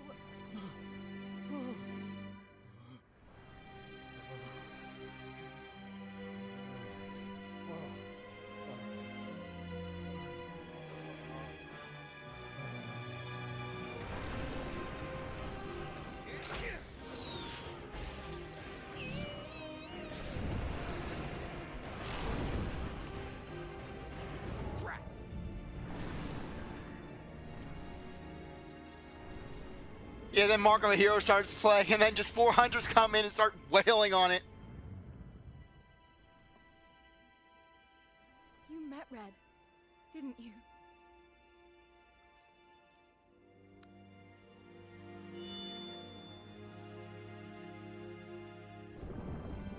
Now it's our turn.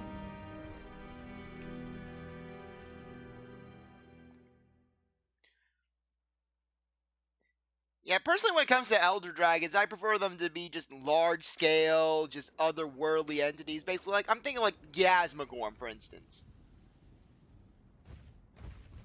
So basically, just, okay, we got healed. So yeah, just seeing Oltura turn into just more or less a standard dragon form, just, I mean, it looks cool and all, but it is a little disappointing, admittedly enough. And no, I'm not going with Ratha. Screw you, Ratha. Yeah, Diego has one more attack point than you. Yeah, sure, you have better defenses, but hey, he's got more health.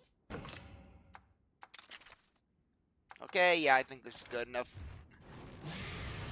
Okay, yeah, no problem. Okay, let's just see. Are we going to get another point? What Kevin stand is this?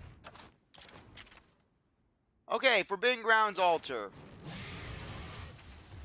Okay, maybe this is where we're going to run into Sticky and Zen Ogres. Or maybe not.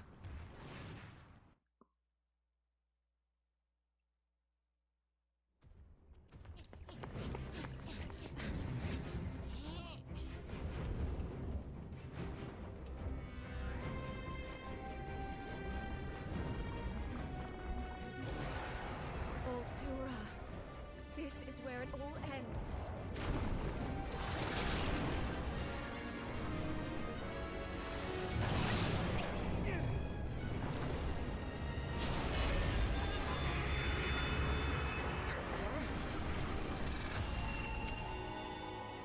What's happening? It flashed again. We're positively claudacious. Nothing to fear, right?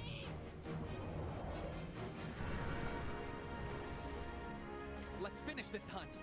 Yeah! Time to put our kinship to the test!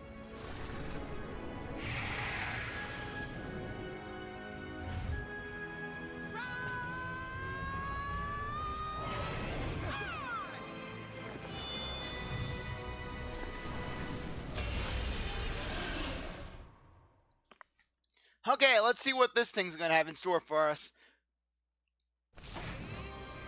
Thank you so much for joining me on this journey, everyone. Don't dog like this at the end. We still got one last foe to take down. Right, partner? Okay, so what's it going to be using? Technical, power? I guess it's going to be using technical. Watch how he uses power just to screw me over. Okay, yeah, B, I guess right. Okay, that's not going to do anything. Okay, hammer. Watch how it's an arrow.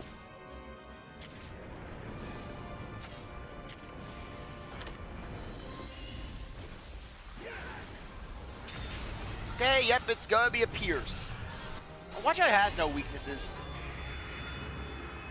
Such fury, I have no idea what attack to expect next. Looks like your attacks are working. Still, we have to find some way to overpower this thing.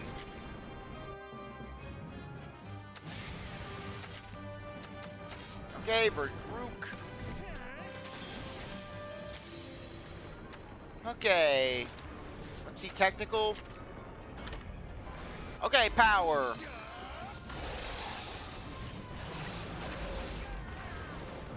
Okay, not too bad.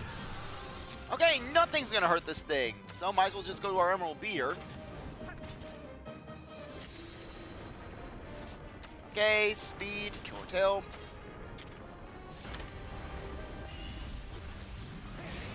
Okay, we'll just juice up our power meter and then just slam it hard with a good old meteor slam.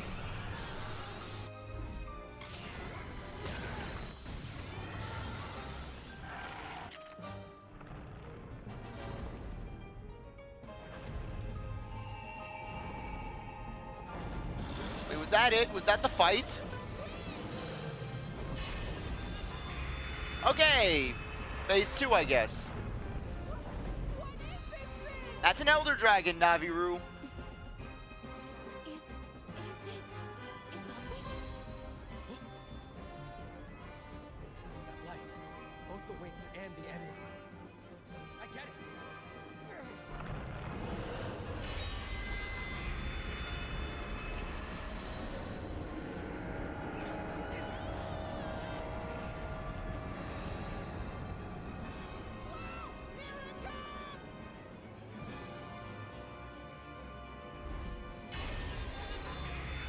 Okay, so it's now hitting us with the spirit bomb.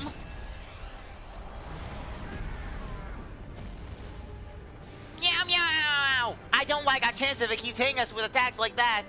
We need to stop it from building up energy in its wings.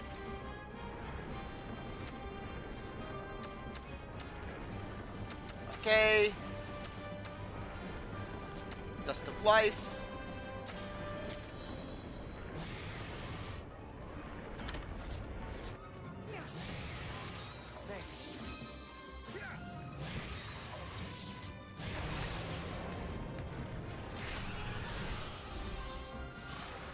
Okay, let's see how much this does. Okay, not too bad. Okay, Kyle's gonna be attacking. Yeah, Deadly Horn Jab.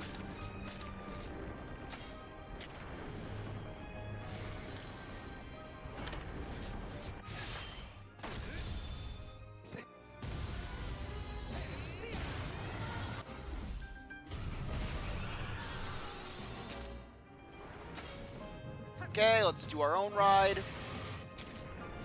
Kinship skill. Left wing or right wing? I'd say let's take out the left wing first.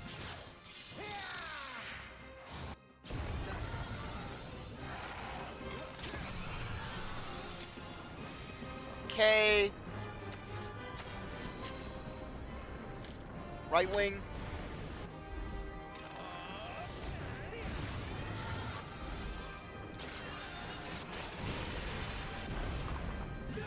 Okay, this thing is definitely hurting.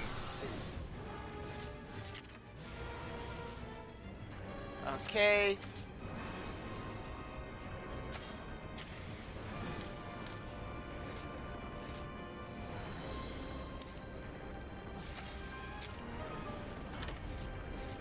Thunder Tempest.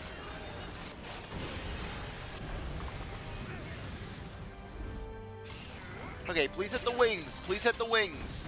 Thank you.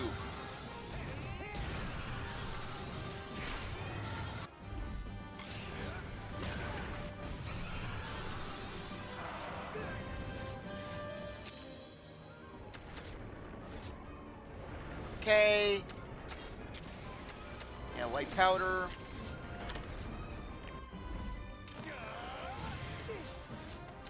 Okay, thank you, life powders.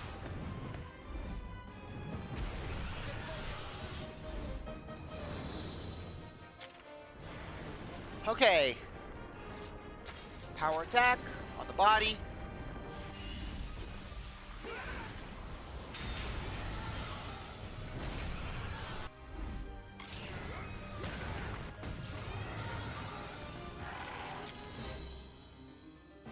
Okay. Again.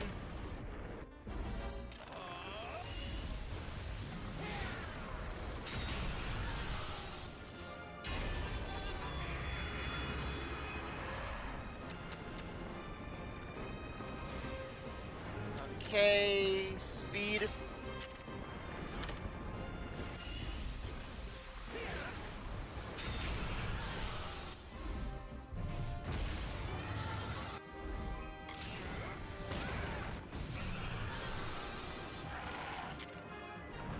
Okay, did we beat it, or is there going to be a phase 3? How many wings does it have? Oh, not again.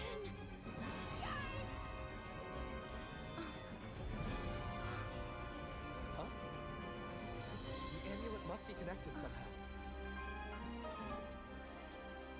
Yes, perhaps.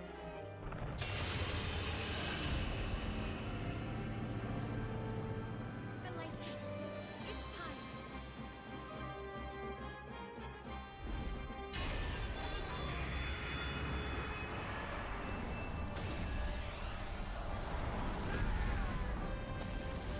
Huh? Its wings and color, they're completely different.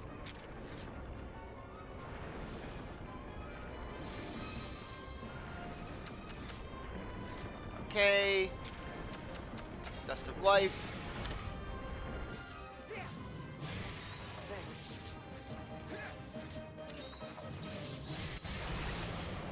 Okay, that was a lucky one. I honestly didn't know what it was going to be doing. Okay, it looks like it's weak to hammer now. Ow! Okay. Sleep needle on the left wing. Meanwhile, we'll attack the right wing. Spinning meteor on the right wing.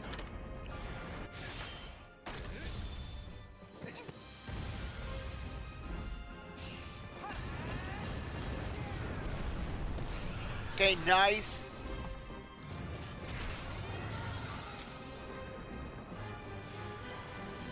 Okay, looks like he's targeting nothing. So yeah, we'll hit the right wing.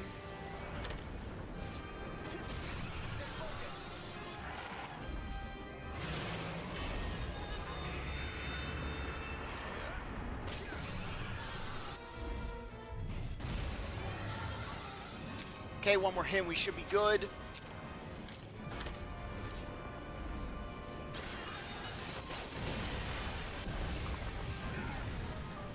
Okay, my cockiness was our downfall there.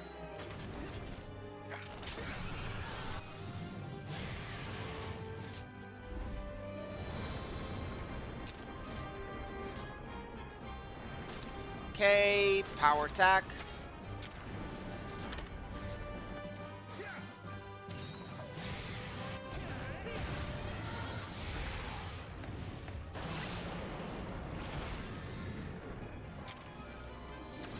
Okay.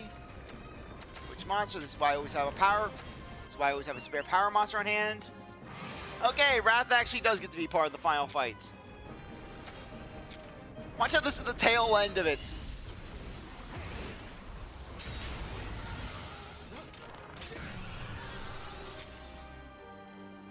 Okay.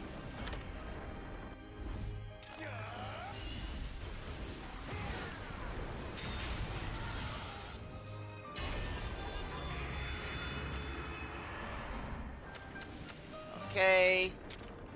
Switch over.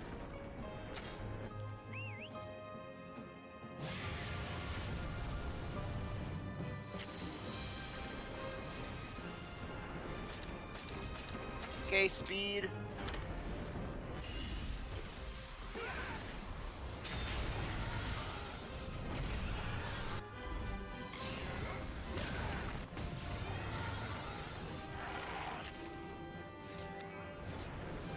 Okay. Yeah, let's prep. Okay, skill. Let's use a spinning meteor on the body.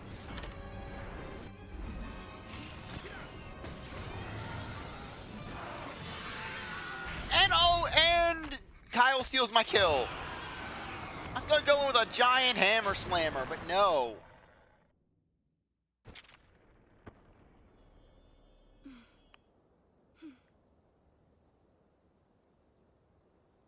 Phase 4. It stopped moving? Did we do it?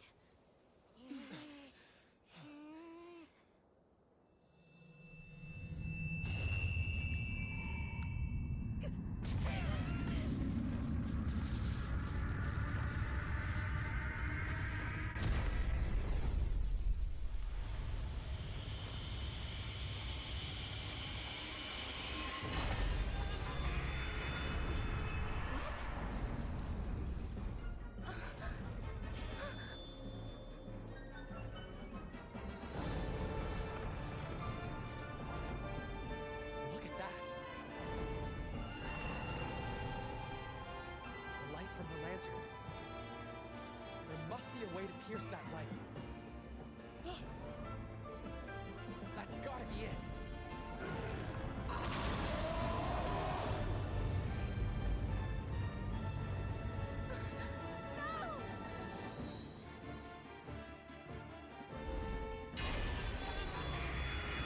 Okay, looks like we're going through all the elements. Fire, ice, electricity. We're really just missing water. Fine, let's see what you've got. So this is Oltura true form. Yeah, that's pretty much what they were saying for the past 3 phases.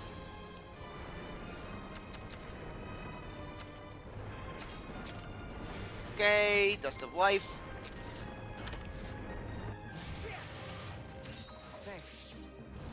Okay, we've been really lucking out.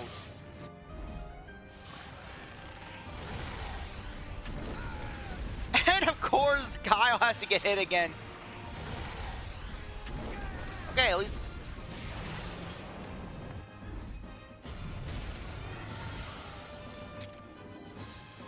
Yeah, Kyle was the first one. Okay. Skills. Spinning Meteor. Okay, left ray wing, left wing. Okay, we're probably gonna want to hit everything.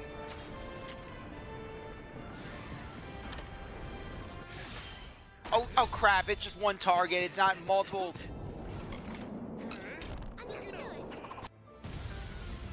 I am a ninny.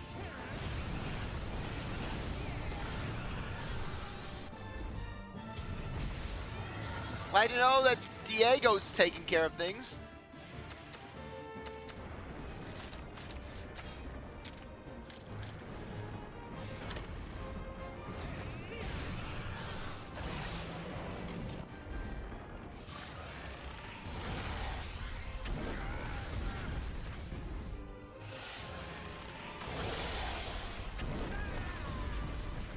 Okay, I'm gonna need to heal.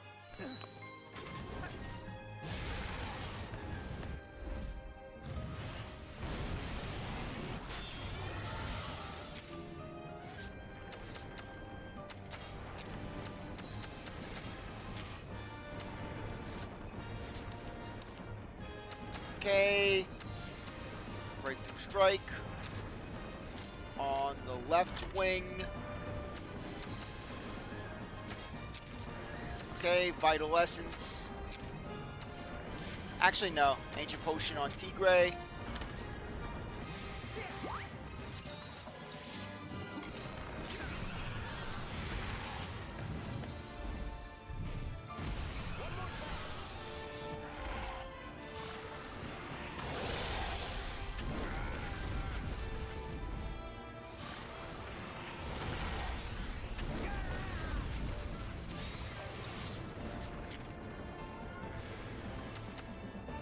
Okay, skill. Okay, breakthrough strike on the left wing.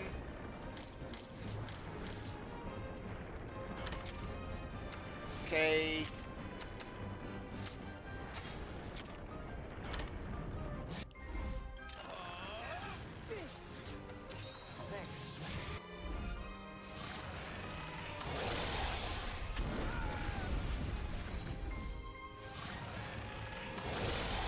Okay, as long as we keep on healing, we should be fine.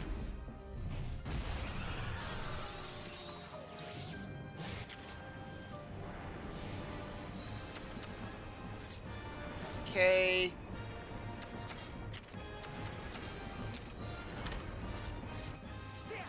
Stop with the dragon bullets, it's spamming!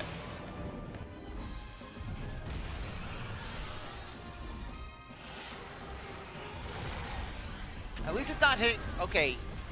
Is it okay, it can only hit once.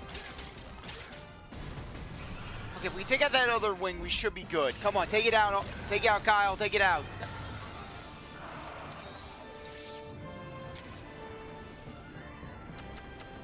Okay.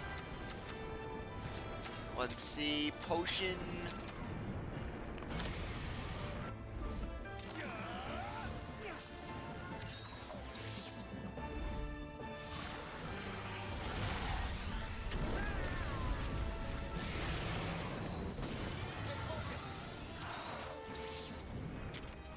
Okay, let's see what we got in terms of targets. So, okay. Let's use a breakthrough strike on that wing. Okay.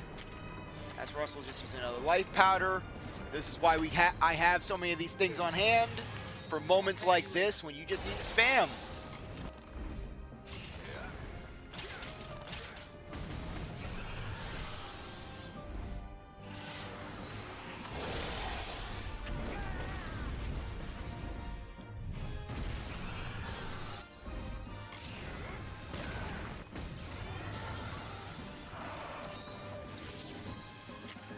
Okay, did we win?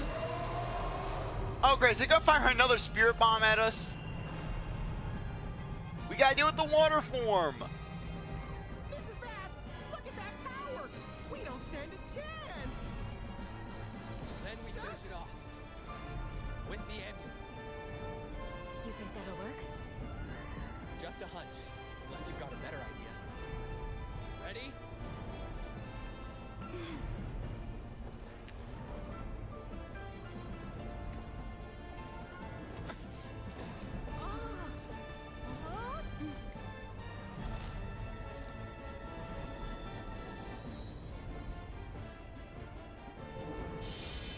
We gotta stop it from moving.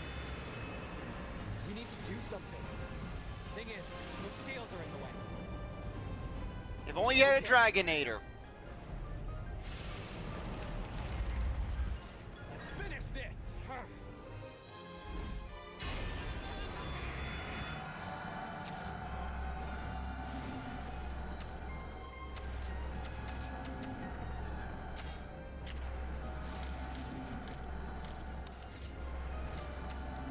Okay.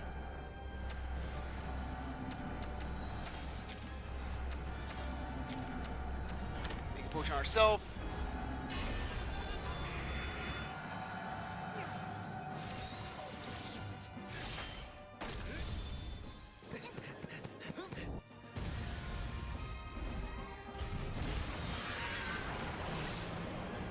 Olutera's power is concentrating its wings. You have to get them to them somehow.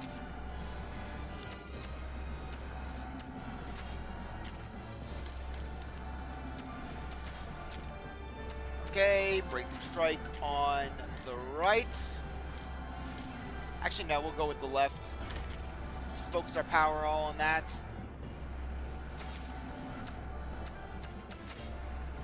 Okay.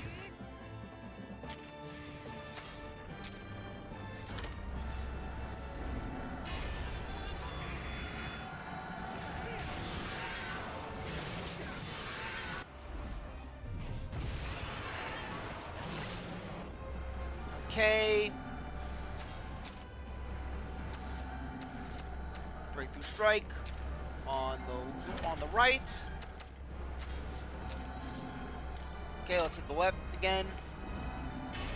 Okay, how many turns do we have before it goes supernova on us?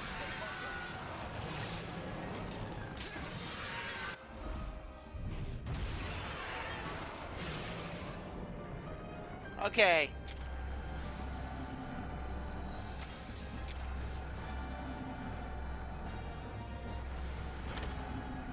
Yeah, the next attack's gonna do it. And then meanwhile, just Kyle charge up the bow.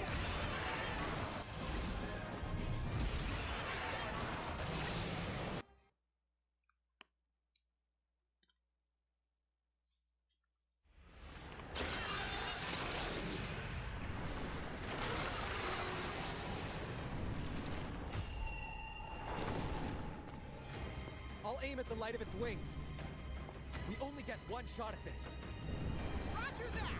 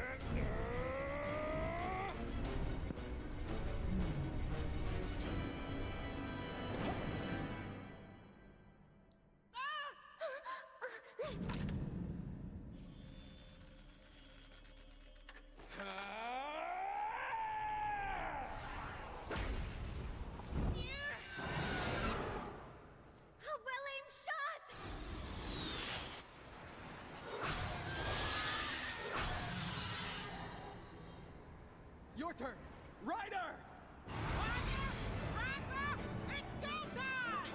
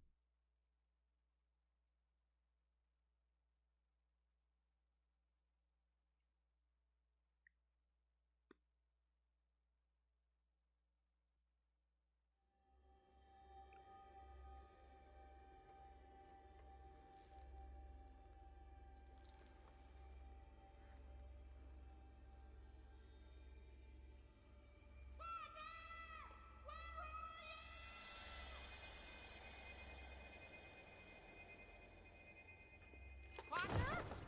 Partner!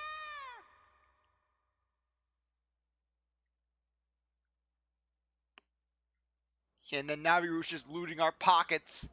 Take all our money.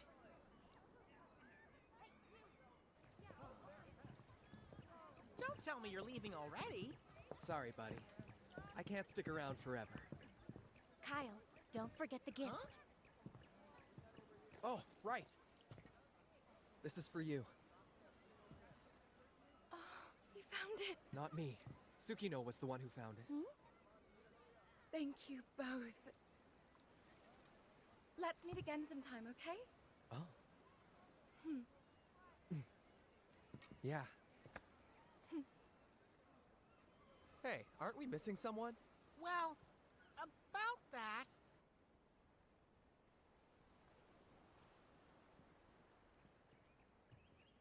I should have known where to find you. Here again today, huh? My partner's been waiting for Ratha to come back. Ratha put his life at risk to protect us. Without Ratha's help, we never would have been able to defeat Oltura. I don't doubt it. And thanks to your efforts, Mahana is safe. It wasn't just us. Kyle. Huh? Tsukino. Everyone who helped us along the way. They all contributed something to make this possible. And let's not forget Red and Guardian Ratha. We couldn't have done it without everyone.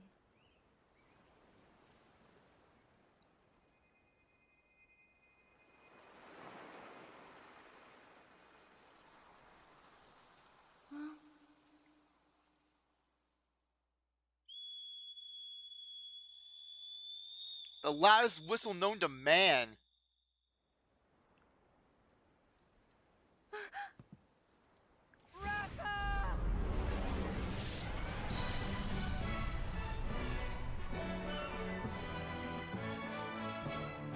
Here I thought we had a silent protagonist.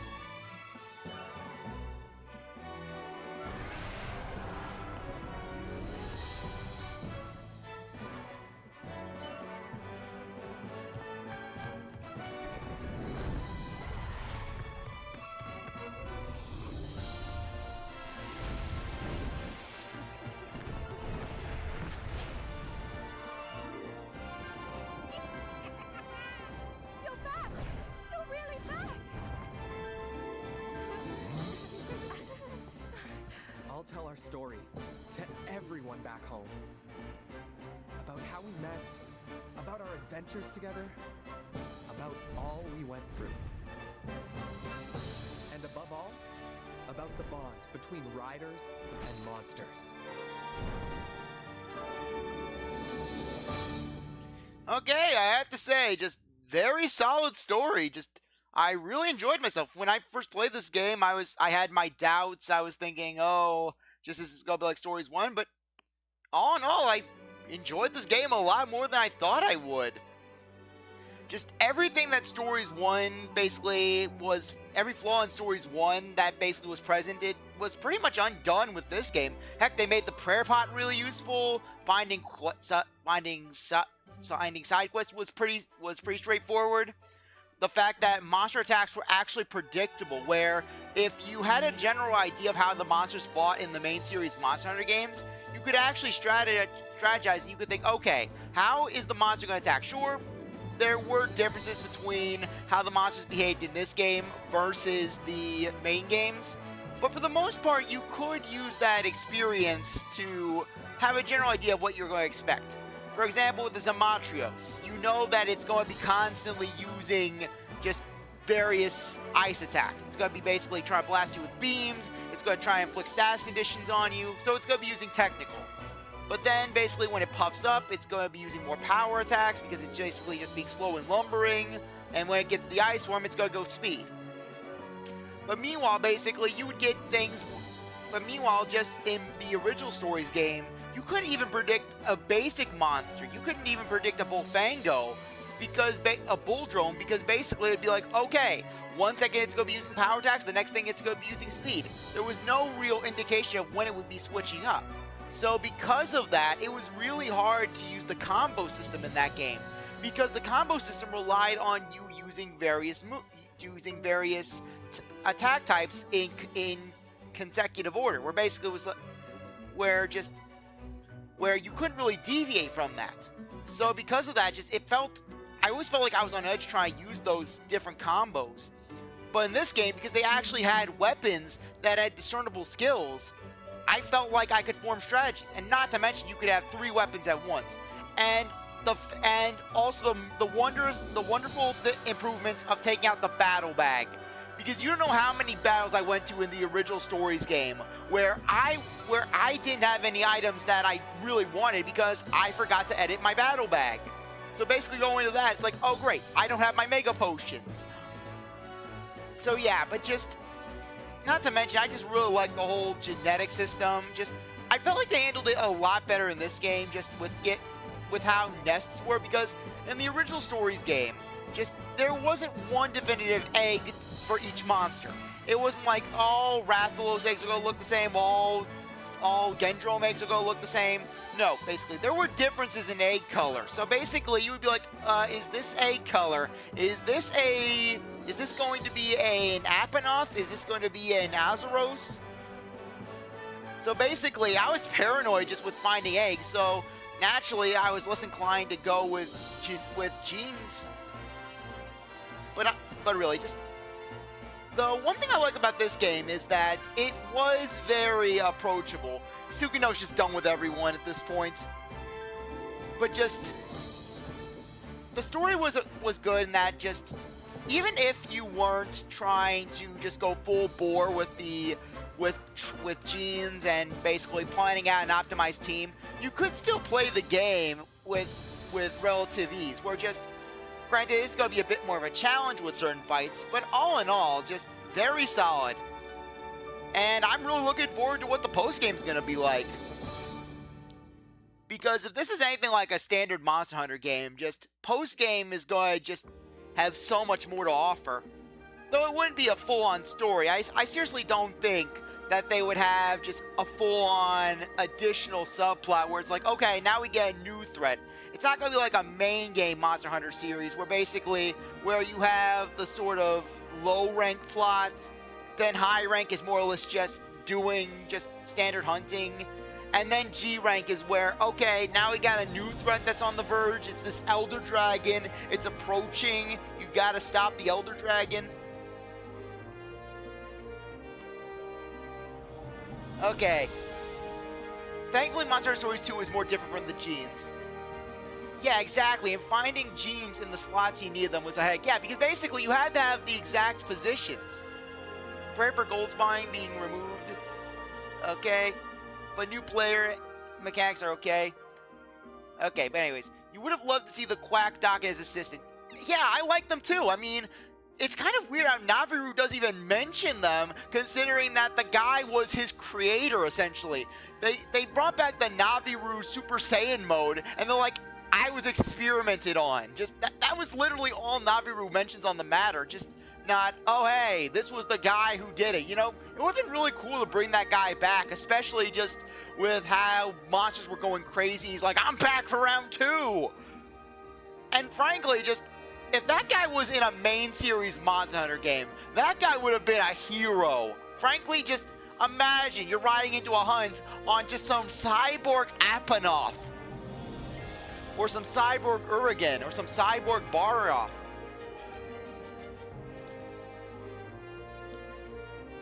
Okay. Yeah, I don't think the credits are going to be going on for that much longer. But yeah, just, I also heard that there's a Stories 3 on the horizon, which I am definitely looking forward to. If they keep the momentum that they had in this game up, then I can definitely see some good things for that game.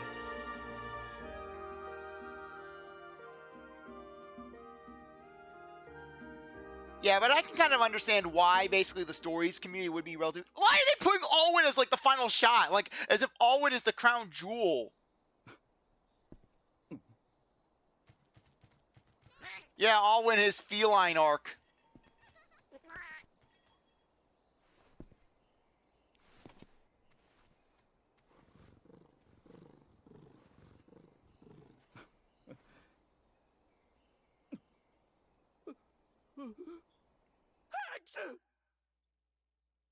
Yeah, that was the plot point that we were so hell-bent on, basically. Just not just the whole Alwyn feline allergy, basically. Just, I'm thinking to myself the entire game, I'm thinking, oh, will Alwyn ever get over that? Will Alwyn ever overcome this grand impediment to himself? Hey, frankly, a funnier thing would have been just if they would have had it where just Tsukino and Avinia, basically, because just how Avinia was just obsessing over Tsukino, just out of the blue, just with the toping craze. Okay. No idea if Monster Hunter Stories 3 is in the works, but if it is, then you hope it has more content and collabs. Yeah, basically, just like I said, just fingers crossed for it. Heck, I can definitely see some things going on with just wire bugs. Just wire bugs part of the plot, considering that basically just... Considering that we have seen some moments in Rise where it was just, hey, just, for example, during the Amatsu fight, when basically Ishuku, or Kari, or basically what the master's name, I can never remember his name off the top of my head. Basically, your sensei, he rides in on a deviant Zen ogre, basically, and just fighting the. And you get to fight the Amatsu with it. Just, I love that moment. Just, he's riding it like full-on rider style. And frankly, there were a lot, and just the whole aspect of riding on a monster and using its attacks to take on enemy monsters. That was definitely one thing I loved about Rise. To the point where basically, when you were in multi-monster missions, it was actually preferable over single monster missions, because it wasn't like in the old games where you would just have it where both monsters would just tag team you, and you would be absolutely screwed because of a lack of space. No, in Rise, just a monster comes into the area, they ignore you, they fight the monster that you're fighting, and then they just walk off without any rhyme or reason. They're just like, hey, I got your back. To the point where basically I have a sort of love-hate relationship with I cannot remember the name. Magna Malo, that's it. Basically, where the Magna Malo, I kind of have a love-hate relationship where basically the Magna Malo, basically, it would kick my ass it kicks my ass so many times, but then whenever the Magna Malo enters battle with me, we just team up. It's like, yeah, it's going down.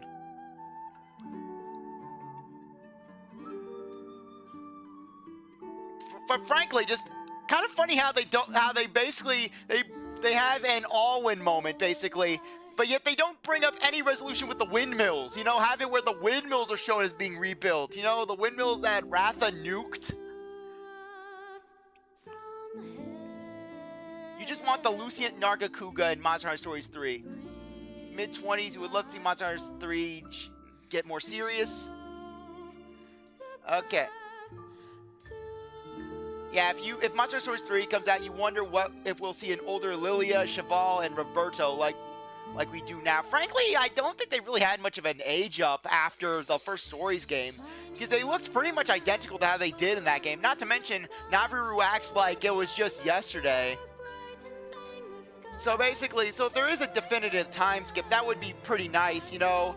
That way, it's not really much of a question of just how much time has passed, because in that case, I can't help but wonder what happened to the original Ratha and the hunter from Stories 1, because when I first played this game, at the start of the game, I actually thought that it was going to be a thing of just where Red was the original hero from Stories 1, because basically he rode a Rathalos, he had kinship. The fact that his guardian Ratha was named Ratha, just like Ratha from Stories 1. So I was thinking, yeah, this is a time skip, and we're seeing old Ratha, and now we're with Ratha's kid. And Red's grandkid, which basically is the hero. Thinking that Ilya and Red that Ilya and the protagonist got together, did the do, had some kids in the Rider village. Maybe moved off to an island so that they could get away from the cult. Because seriously, because really, what is there in the original Rider village? Some Apanoth? It's just the mountains? Some guy who rhymes? I like the Rider in Manhala better, basically. He doesn't rhyme. I hated the whole rhyming elder. He was basically like a more annoying version of Grunty. Because when Grunty rhymes in Banjo-Kazooie, it's like, okay, it's charming in a way. Basically. It flows. Meanwhile, with this guy, he was going out of his way to rhyme. Basically, he was just like, I'm rhyming just because I want to rhyme. And even then, Grunty gets told one time, hey, it's annoying when you're rhyming. Please stop. And she's like, okay, I don't want to do it, but hey, I'll stop rhyming just for you, sis. You're yawning too much off to bed. Yeah, see him. It was nice having you. Okay, glad to know that I'm not the only one who thought that Red was the protagonist from Monster Hunter Stories 1, because that would make sense. Meanwhile, Red's just some random guy. Heck, I thought that Rudo Village was something from the original Stories game, and that I was basically just overlooking something. Yeah, but really, if Zellard was a character from Stories 1, that would have actually been a decent twist, you know? And then, basically, we return to Rudo. Okay, now we're gonna put you in the drowning river, Antichrist Rathalos. Go in the river, go in the drowning river. Come on, you know you want to.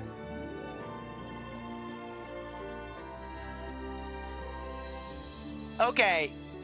Yeah, I guess that there were some changes, but the changes are so slight that if you really didn't play the game, if you really weren't paying attention to the character models in those games, it kind of can be easily missed. Personally, I just thought that the armor was just updated, the looks were just updated for better hardware and the like, you know? Because it wasn't like they could go too intricate with details with the 3DS, because basically they were doing all they could with that.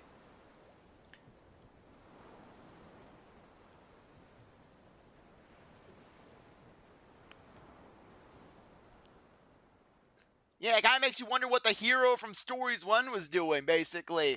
Monsters are getting rage raid, no one's reaching out to him. He's just riding the original Ratha into the sunset. Friend of Ratha. Did Ratha get powered up too from the Kinstone? Okay, and Wanderer's Shield.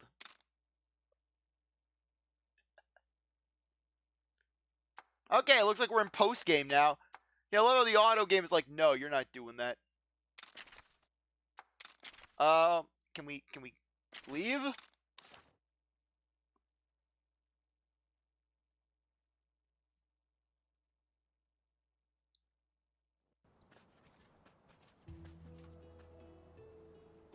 Oltura has been defeated. Now go chop some firewood! This feat was achieved thanks to the power of your kinship with Ratha. An impressive strength. Born of trust, the tale of your triumph will be retold time and again, never to be forgotten. You are our living legends. Though out of curiosity, why is Enna still with us? Wouldn't Enna just return back to Ruto? Is our guy just boinking Anna? When you say you, Because I have some questions about our main character's you too, age. right? You won't just be known as Red's grandchild, but as the champion rider of Mahana. Maybe you'll become our new leader. This is so exciting. Do we have to fight the Elder to the death? I hereby grant you access to the Elder's lair in the Forbidden Grounds. But Chief Gara, aren't all riders supposed to stay away? It's crazy dangerous there. We defeated a world-ending monster, and yet some Elder's Den is going to stop us? Nobody knows what monsters lurk in that place. Nearly true, Kana. There was one rider who knew what the Elder's lair held. Red. Oh, Oh yeah, he was allowed to go there, that's right. I reckon that's where he went to do his thinking when the world started taking a dark turn. Yeah, he went to the Death Den. As all people do when they think. As the heroes who defeated Oltura, you too may find something of interest there. I can't believe it. I guess times have changed, huh? You're no longer the rookie rider anymore. Right, I'll come along with you. Can't hurt to have some extra help, right? No! I mean, no offense, Kana. I mean, you're better than Alwyn, but I think we kind of want something a little stronger than a Velocidrome. In the wake of Oltura's influence, there is talk of unusually ferocious monsters appearing far and wide. to think it would have such a widespread effect. That is just the way of nature. Perhaps you could look into this matter further. If you return to Ruto, Alwyn is sure to lend a hand. Avinia and Okay, so Kumar we can is switch reliable partners. as well. Why would we want Alwyn? Why not just shoot ourselves in the foot? We also have our buddies Roberto and Cheval to call on. And, Kyle and Tsukino, of course. You made so many friends along the way. And your adventure is far from over. our legend will never end. So let's shake a tail and head to the Elder's Lair already. Let's ride!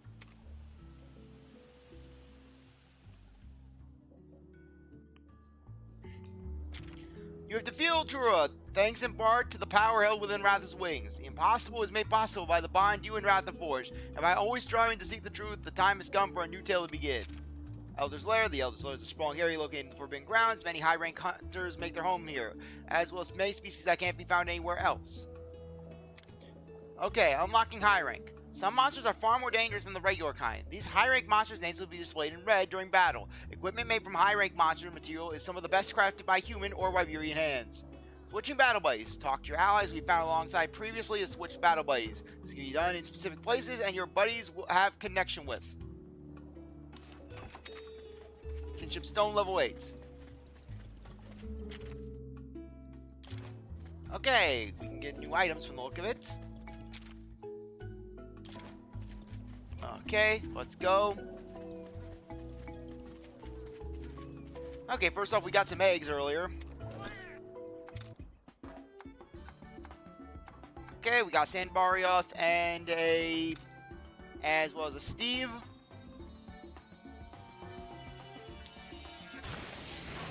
Sandbarioth. Okay, all out, critical M. Yeah, I could potentially use that. Okay, Den Projector L. Okay, nice. That could actually be handy. Critical L, non-elemental attack boost.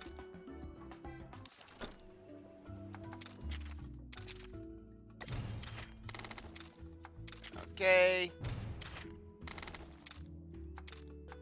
Depart. Depart.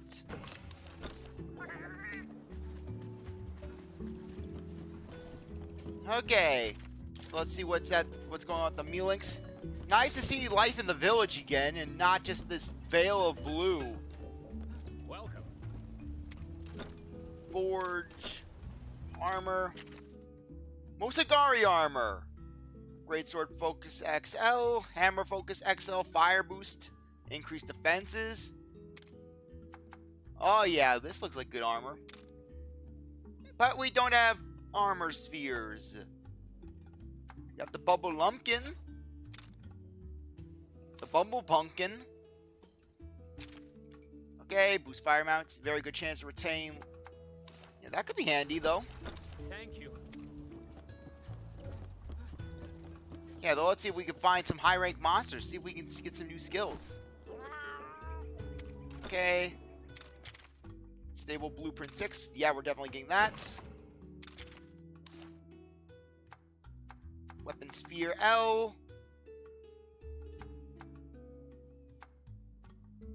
Okay. Yeah, I'm going to need more if we're going to buy all the Naviru outfits. Okay, Universal Stimulant.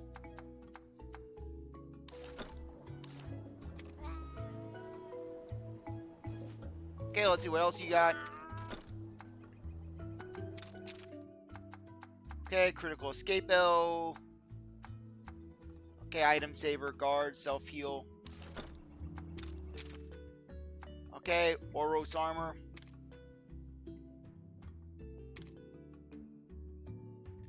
Okay, Dragonbell Berry and Bone. Okay, Critical Potential Conga U. Yeah, we don't really need any of that armor. Weapons. Okay. Eternal Strife Sword. Odyssey Sword. Teddy Bear Hammer. 10% sleep. Okay. Paralysis.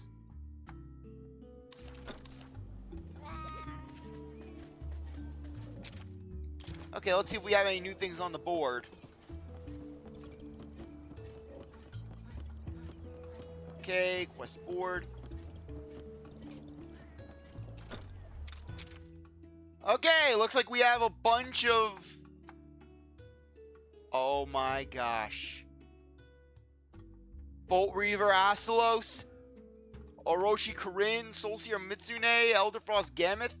Okay, looks like we've got all the deviants.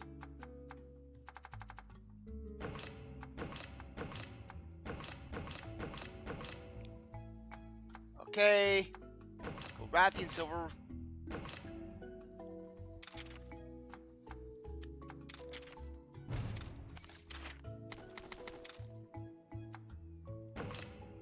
Okay, let's turn these in. Gourmet steak.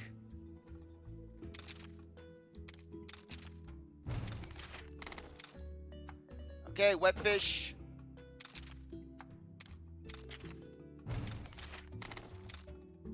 Okay, corny request.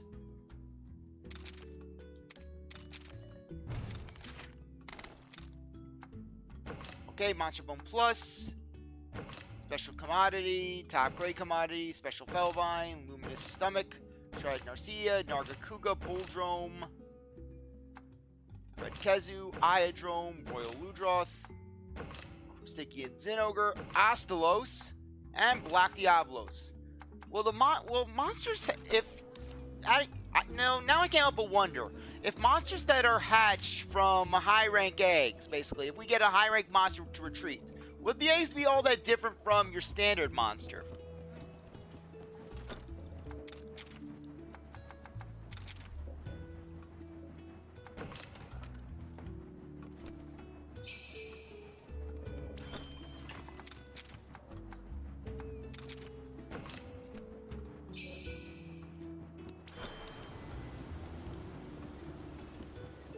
Okay, any weapons we can forge? Okay, first off, let's see if we can upgrade our own weapons. Okay, looks like we can actually upgrade up them to high rank. Looks like we're going to need new material. As well as weapon spheres.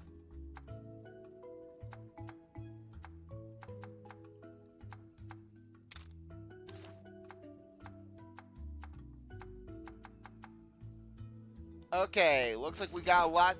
We have some work to do.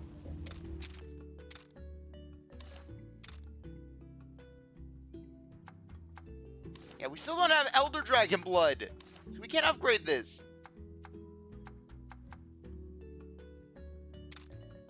Okay, so we can actually upgrade it to...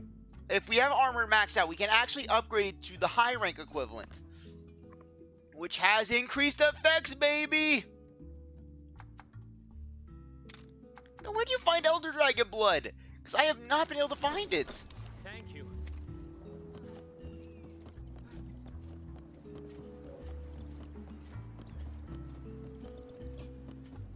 Oh, but just a lot of quests. So many quests.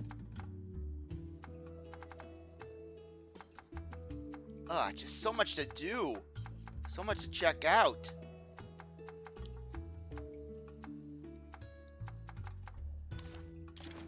Okay, let's see. Field guide.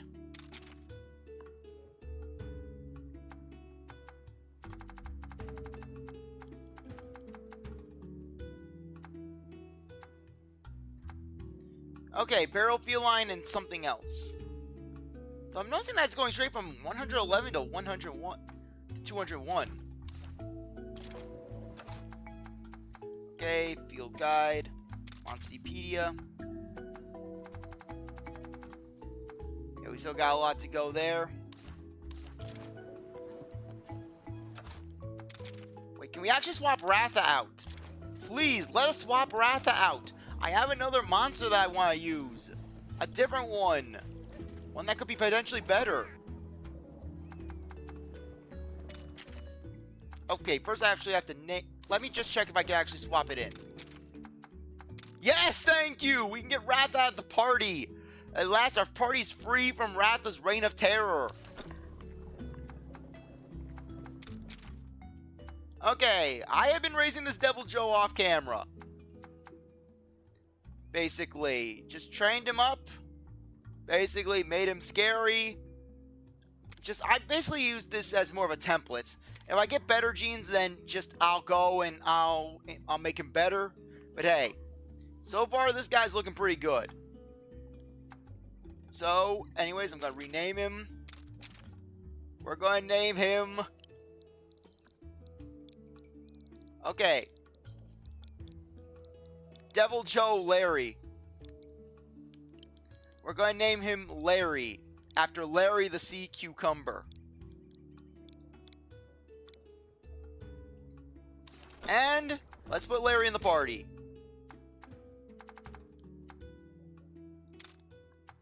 Oh, it feels so nice to have different monsters. It's nice to not have Ratha slowing us down.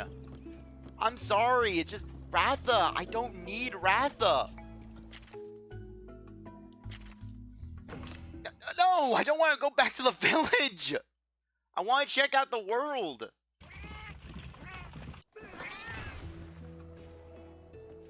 Want to like prayer wear off? No, okay, good.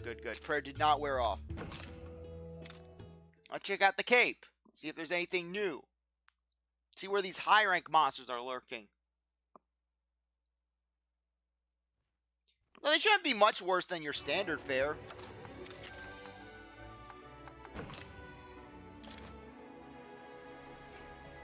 Okay, what's that over there? Or what's this?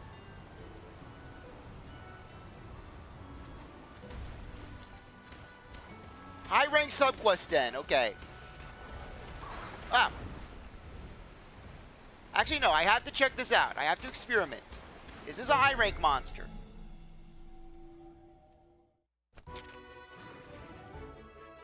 Okay, no, these are low rank. So where are these high rank monsters lurking? That's my question.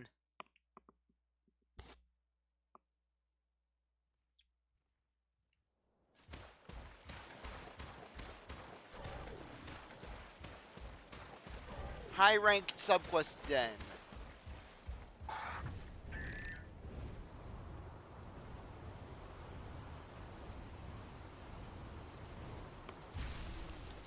High rank monster den. Yeah, I have to differentiate it from the normals. And probably this place is full of high rank monsters.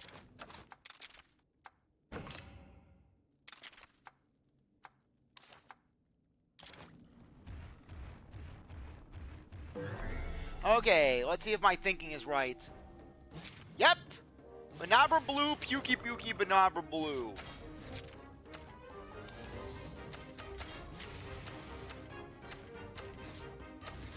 Okay, Savage Roar. Skill.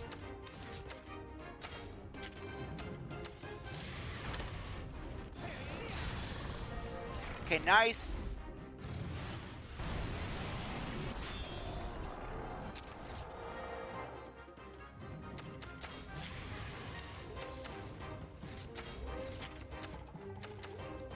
Okay. Switch monster. Larry, you can come on out.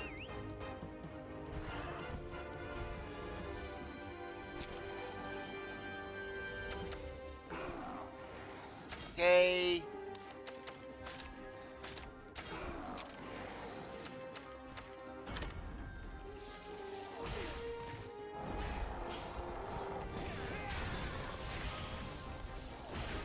Ah, okay, these guys are hurting.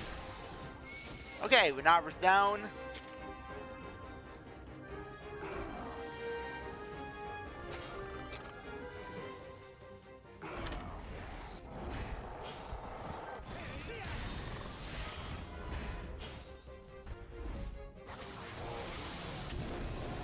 Okay, nice.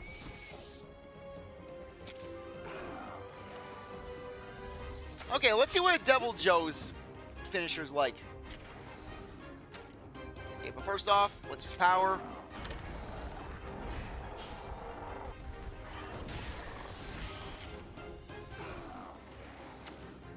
Okay, Kinship.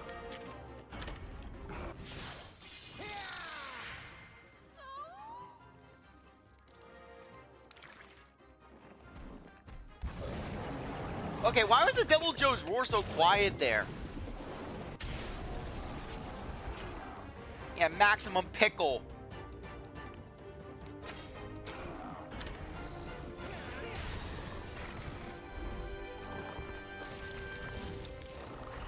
Okay, so from the look of it, it's just a stronger version of the low rank monsters.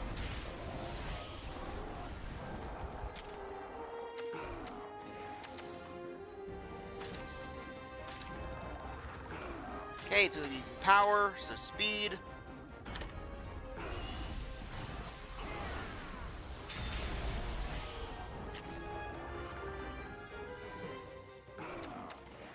Okay, skill.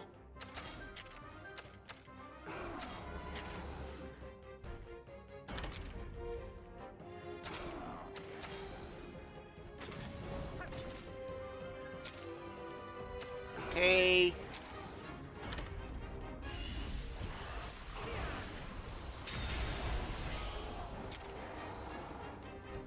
Okay, this thing refuses to go down.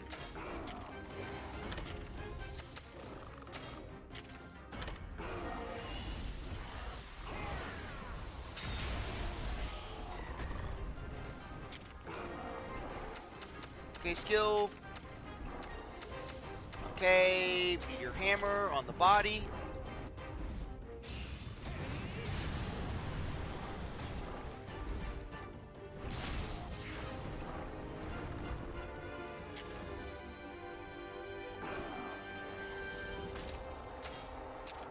Okay. I think we can swap over to Diego again.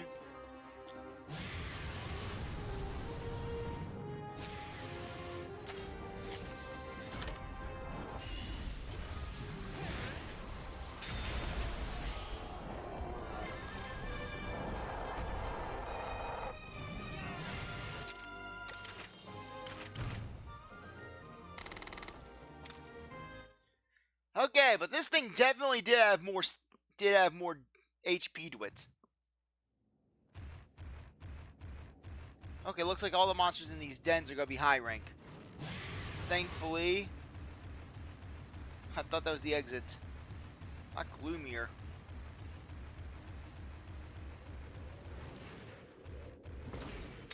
Bottle cap. Okay, looks like bottle caps can be found in here. So now I feel a little safer with spending them. Because for me, I was holding off on spending bottle caps unless basically with unless I figured, hey, I have more than enough. But all in all, I wasn't spending on tickets or anything that was really that could be lost, you know, because I wanted to save them. Finding charm.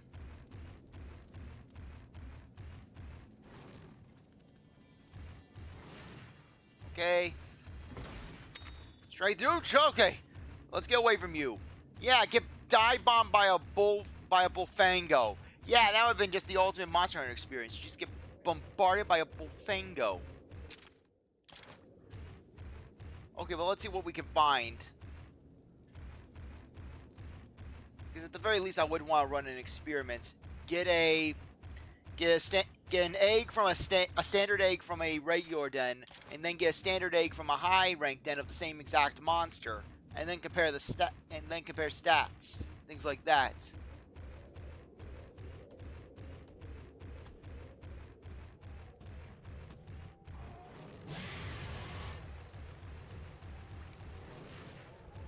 Is that a white Monoblos?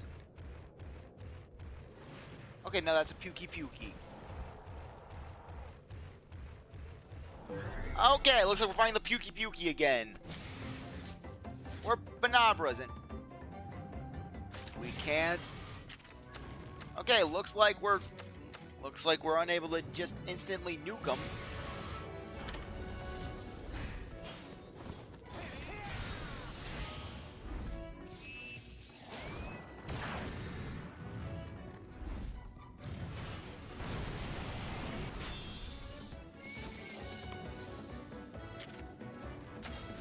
Yeah, we need that deadly horn jab. That deadly horn jab's the only thing that can take this thing out.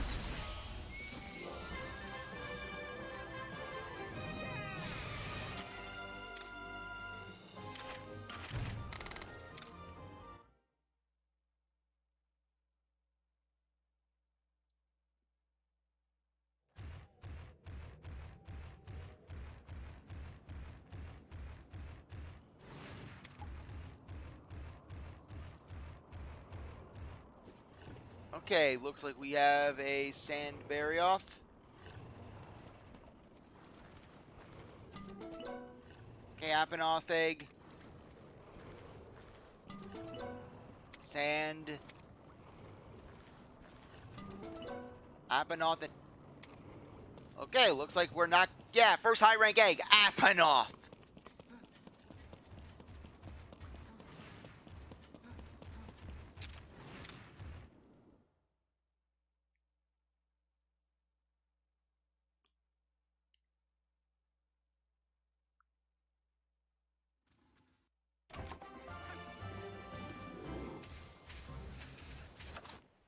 Okay, so despite the appearance, these are pretty much just your standard run-of-the-mill dens.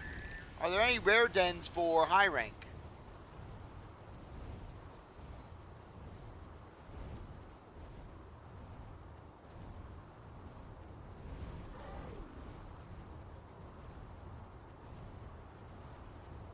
Okay.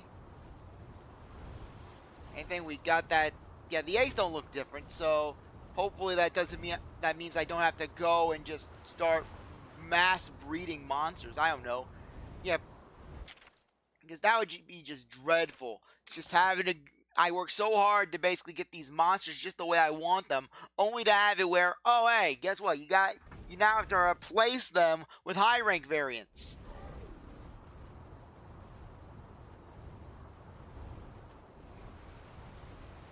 Okay, that's a subquest den. High rank subquest den, Everden.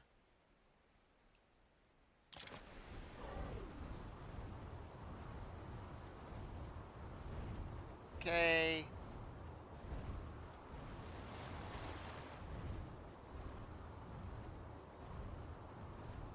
It looks like all the dens have been replaced with... A good chunk of the dens have been replaced with high ranks. But then again, since there are regular dens still around, I mean, I don't think the game's saying, hey, these regular monsters, they're useless.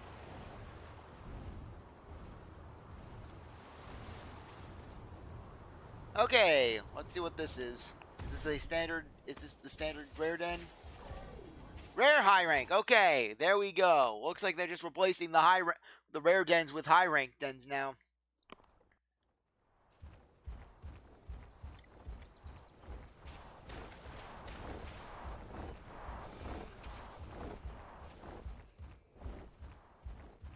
Okay. Let's see what we can get out of this.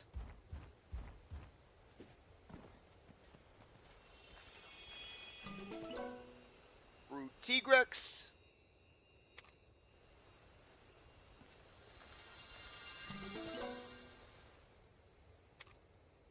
Okay, what's this one?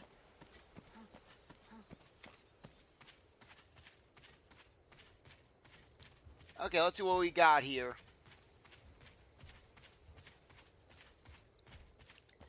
Yeah, I'll do a lot of experimenting and the like off camera just because because what it seems like now it's like, okay, you gotta go in and just do whatever you want. Go to the Elder's Den, complete the challenge. Yeah, they'll also see about maybe doing something online, because I don't think that the online play has been really messing with us. Okay, we'll head off to Lulucion, just because before we end things off, I want to pick up Kyle. That or maybe Roberto. Roberto could also be a good one to pick.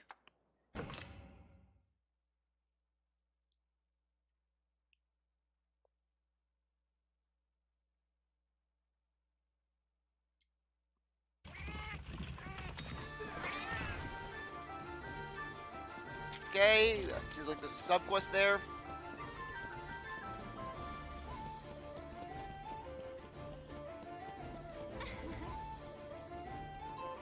Okay. Pancrathian. Recognition letter. Yeah, we'll go after it.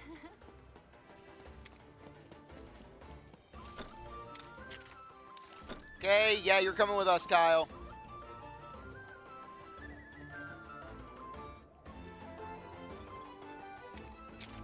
Bring along.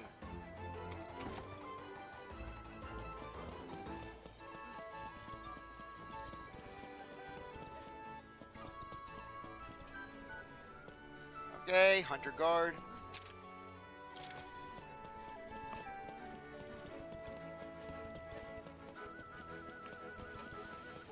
Actually, no, we'll go with Roberto. Kyle's like, oh, is that how it's gonna be? You're dumping me for Roberto?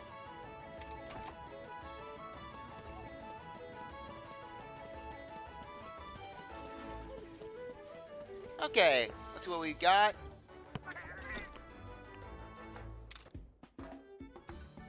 Okay, Burning Flying Wyvern Egg. Okay, is this gonna be an Azure Rathalos?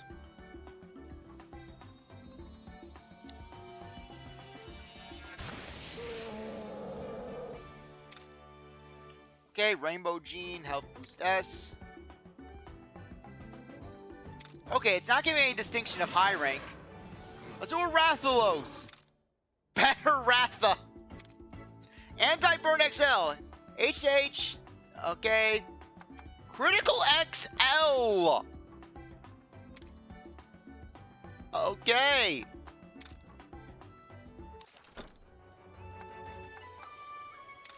I'm keeping you on standby.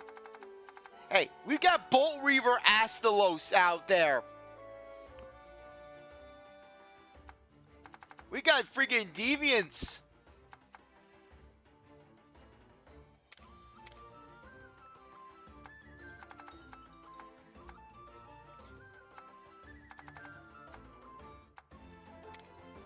Okay, Fire Breathe, Burn Proof. Yeah, frankly, that critical XL, that's really great. And not to mention, we at least got Rainbow out of it. Healing Gene XL. Okay, so is that Heartfelt Gift?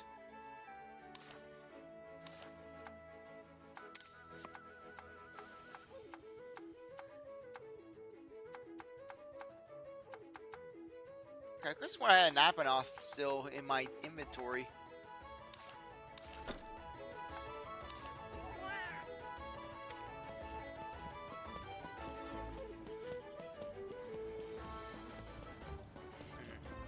I'm just thinking about what to do next.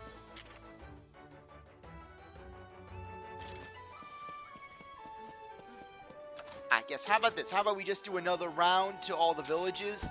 See if there are any side quests. We're not picking up Alwyn.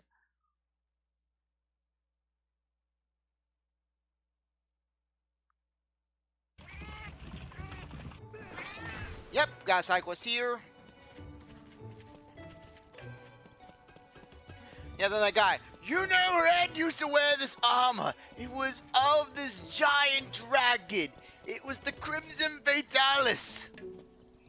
Well, hello there. Pingrathian.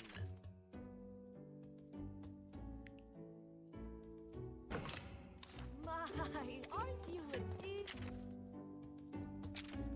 Okay, let's go Wintry Way, Kuan Village.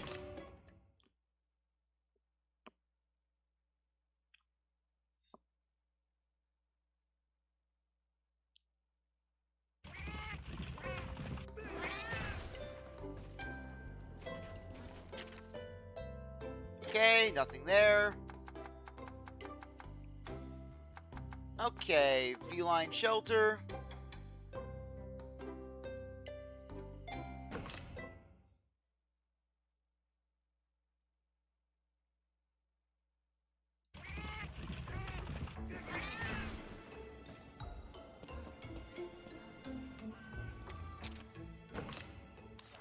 Okay, is this the final quiz? Okay, I believe it would be a pink, red, and pink egg. Kamai's gonna only get balls on there. Aged honey, moongrass, felvine, bud.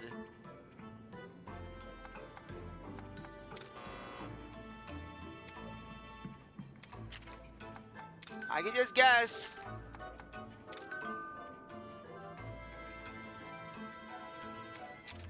Green Nargacuga, Pink Rathian,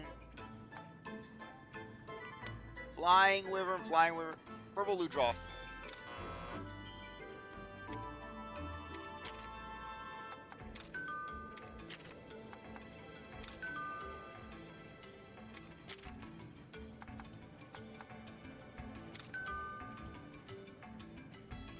The Purple Ludroth is purple!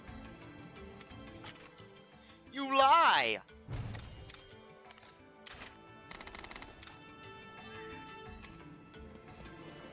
Okay. Final village. Nuate village.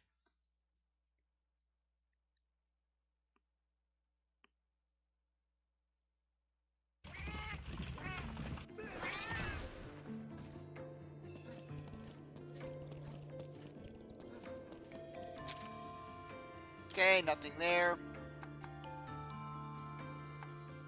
Okay. You know what? We'll end things off. We'll just do a quick little sweep of the... Actually, nah. We'll head back to Lulucion, and then we'll end things off. I'll do some hunting off camera, basically. I'll just check out to see just what exactly high rank entails. Maybe basically get some new monster, get a new party. Heck, for all you know, this could be the last time you see this group right here. Heck, Ratha already got the boot. Yeah, for all you know, basically we could be coming in with a group of even stronger monsters. But anyways, on that note, I think that now... Actually, no. We're going back to Lulucion. Back to Lulucion. Yeah, and then next episode we start off just in the middle of nowhere. We start off in the middle of a den.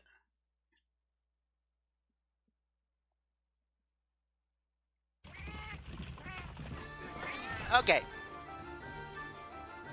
Okay, anyways, on that note, I think that now would be a good time to end things off. Anyways, I really appreciate that you came by to watch the stream. It was great having you. I hope to see you next time. And if you're watching this on YouTube, I really appreciate that you stuck around to watch this episode. You're a great viewer, and I hope you come back for the next one. If you like this video, like, subscribe, comment, share, do whatever you want. And without, see you next time. Bye.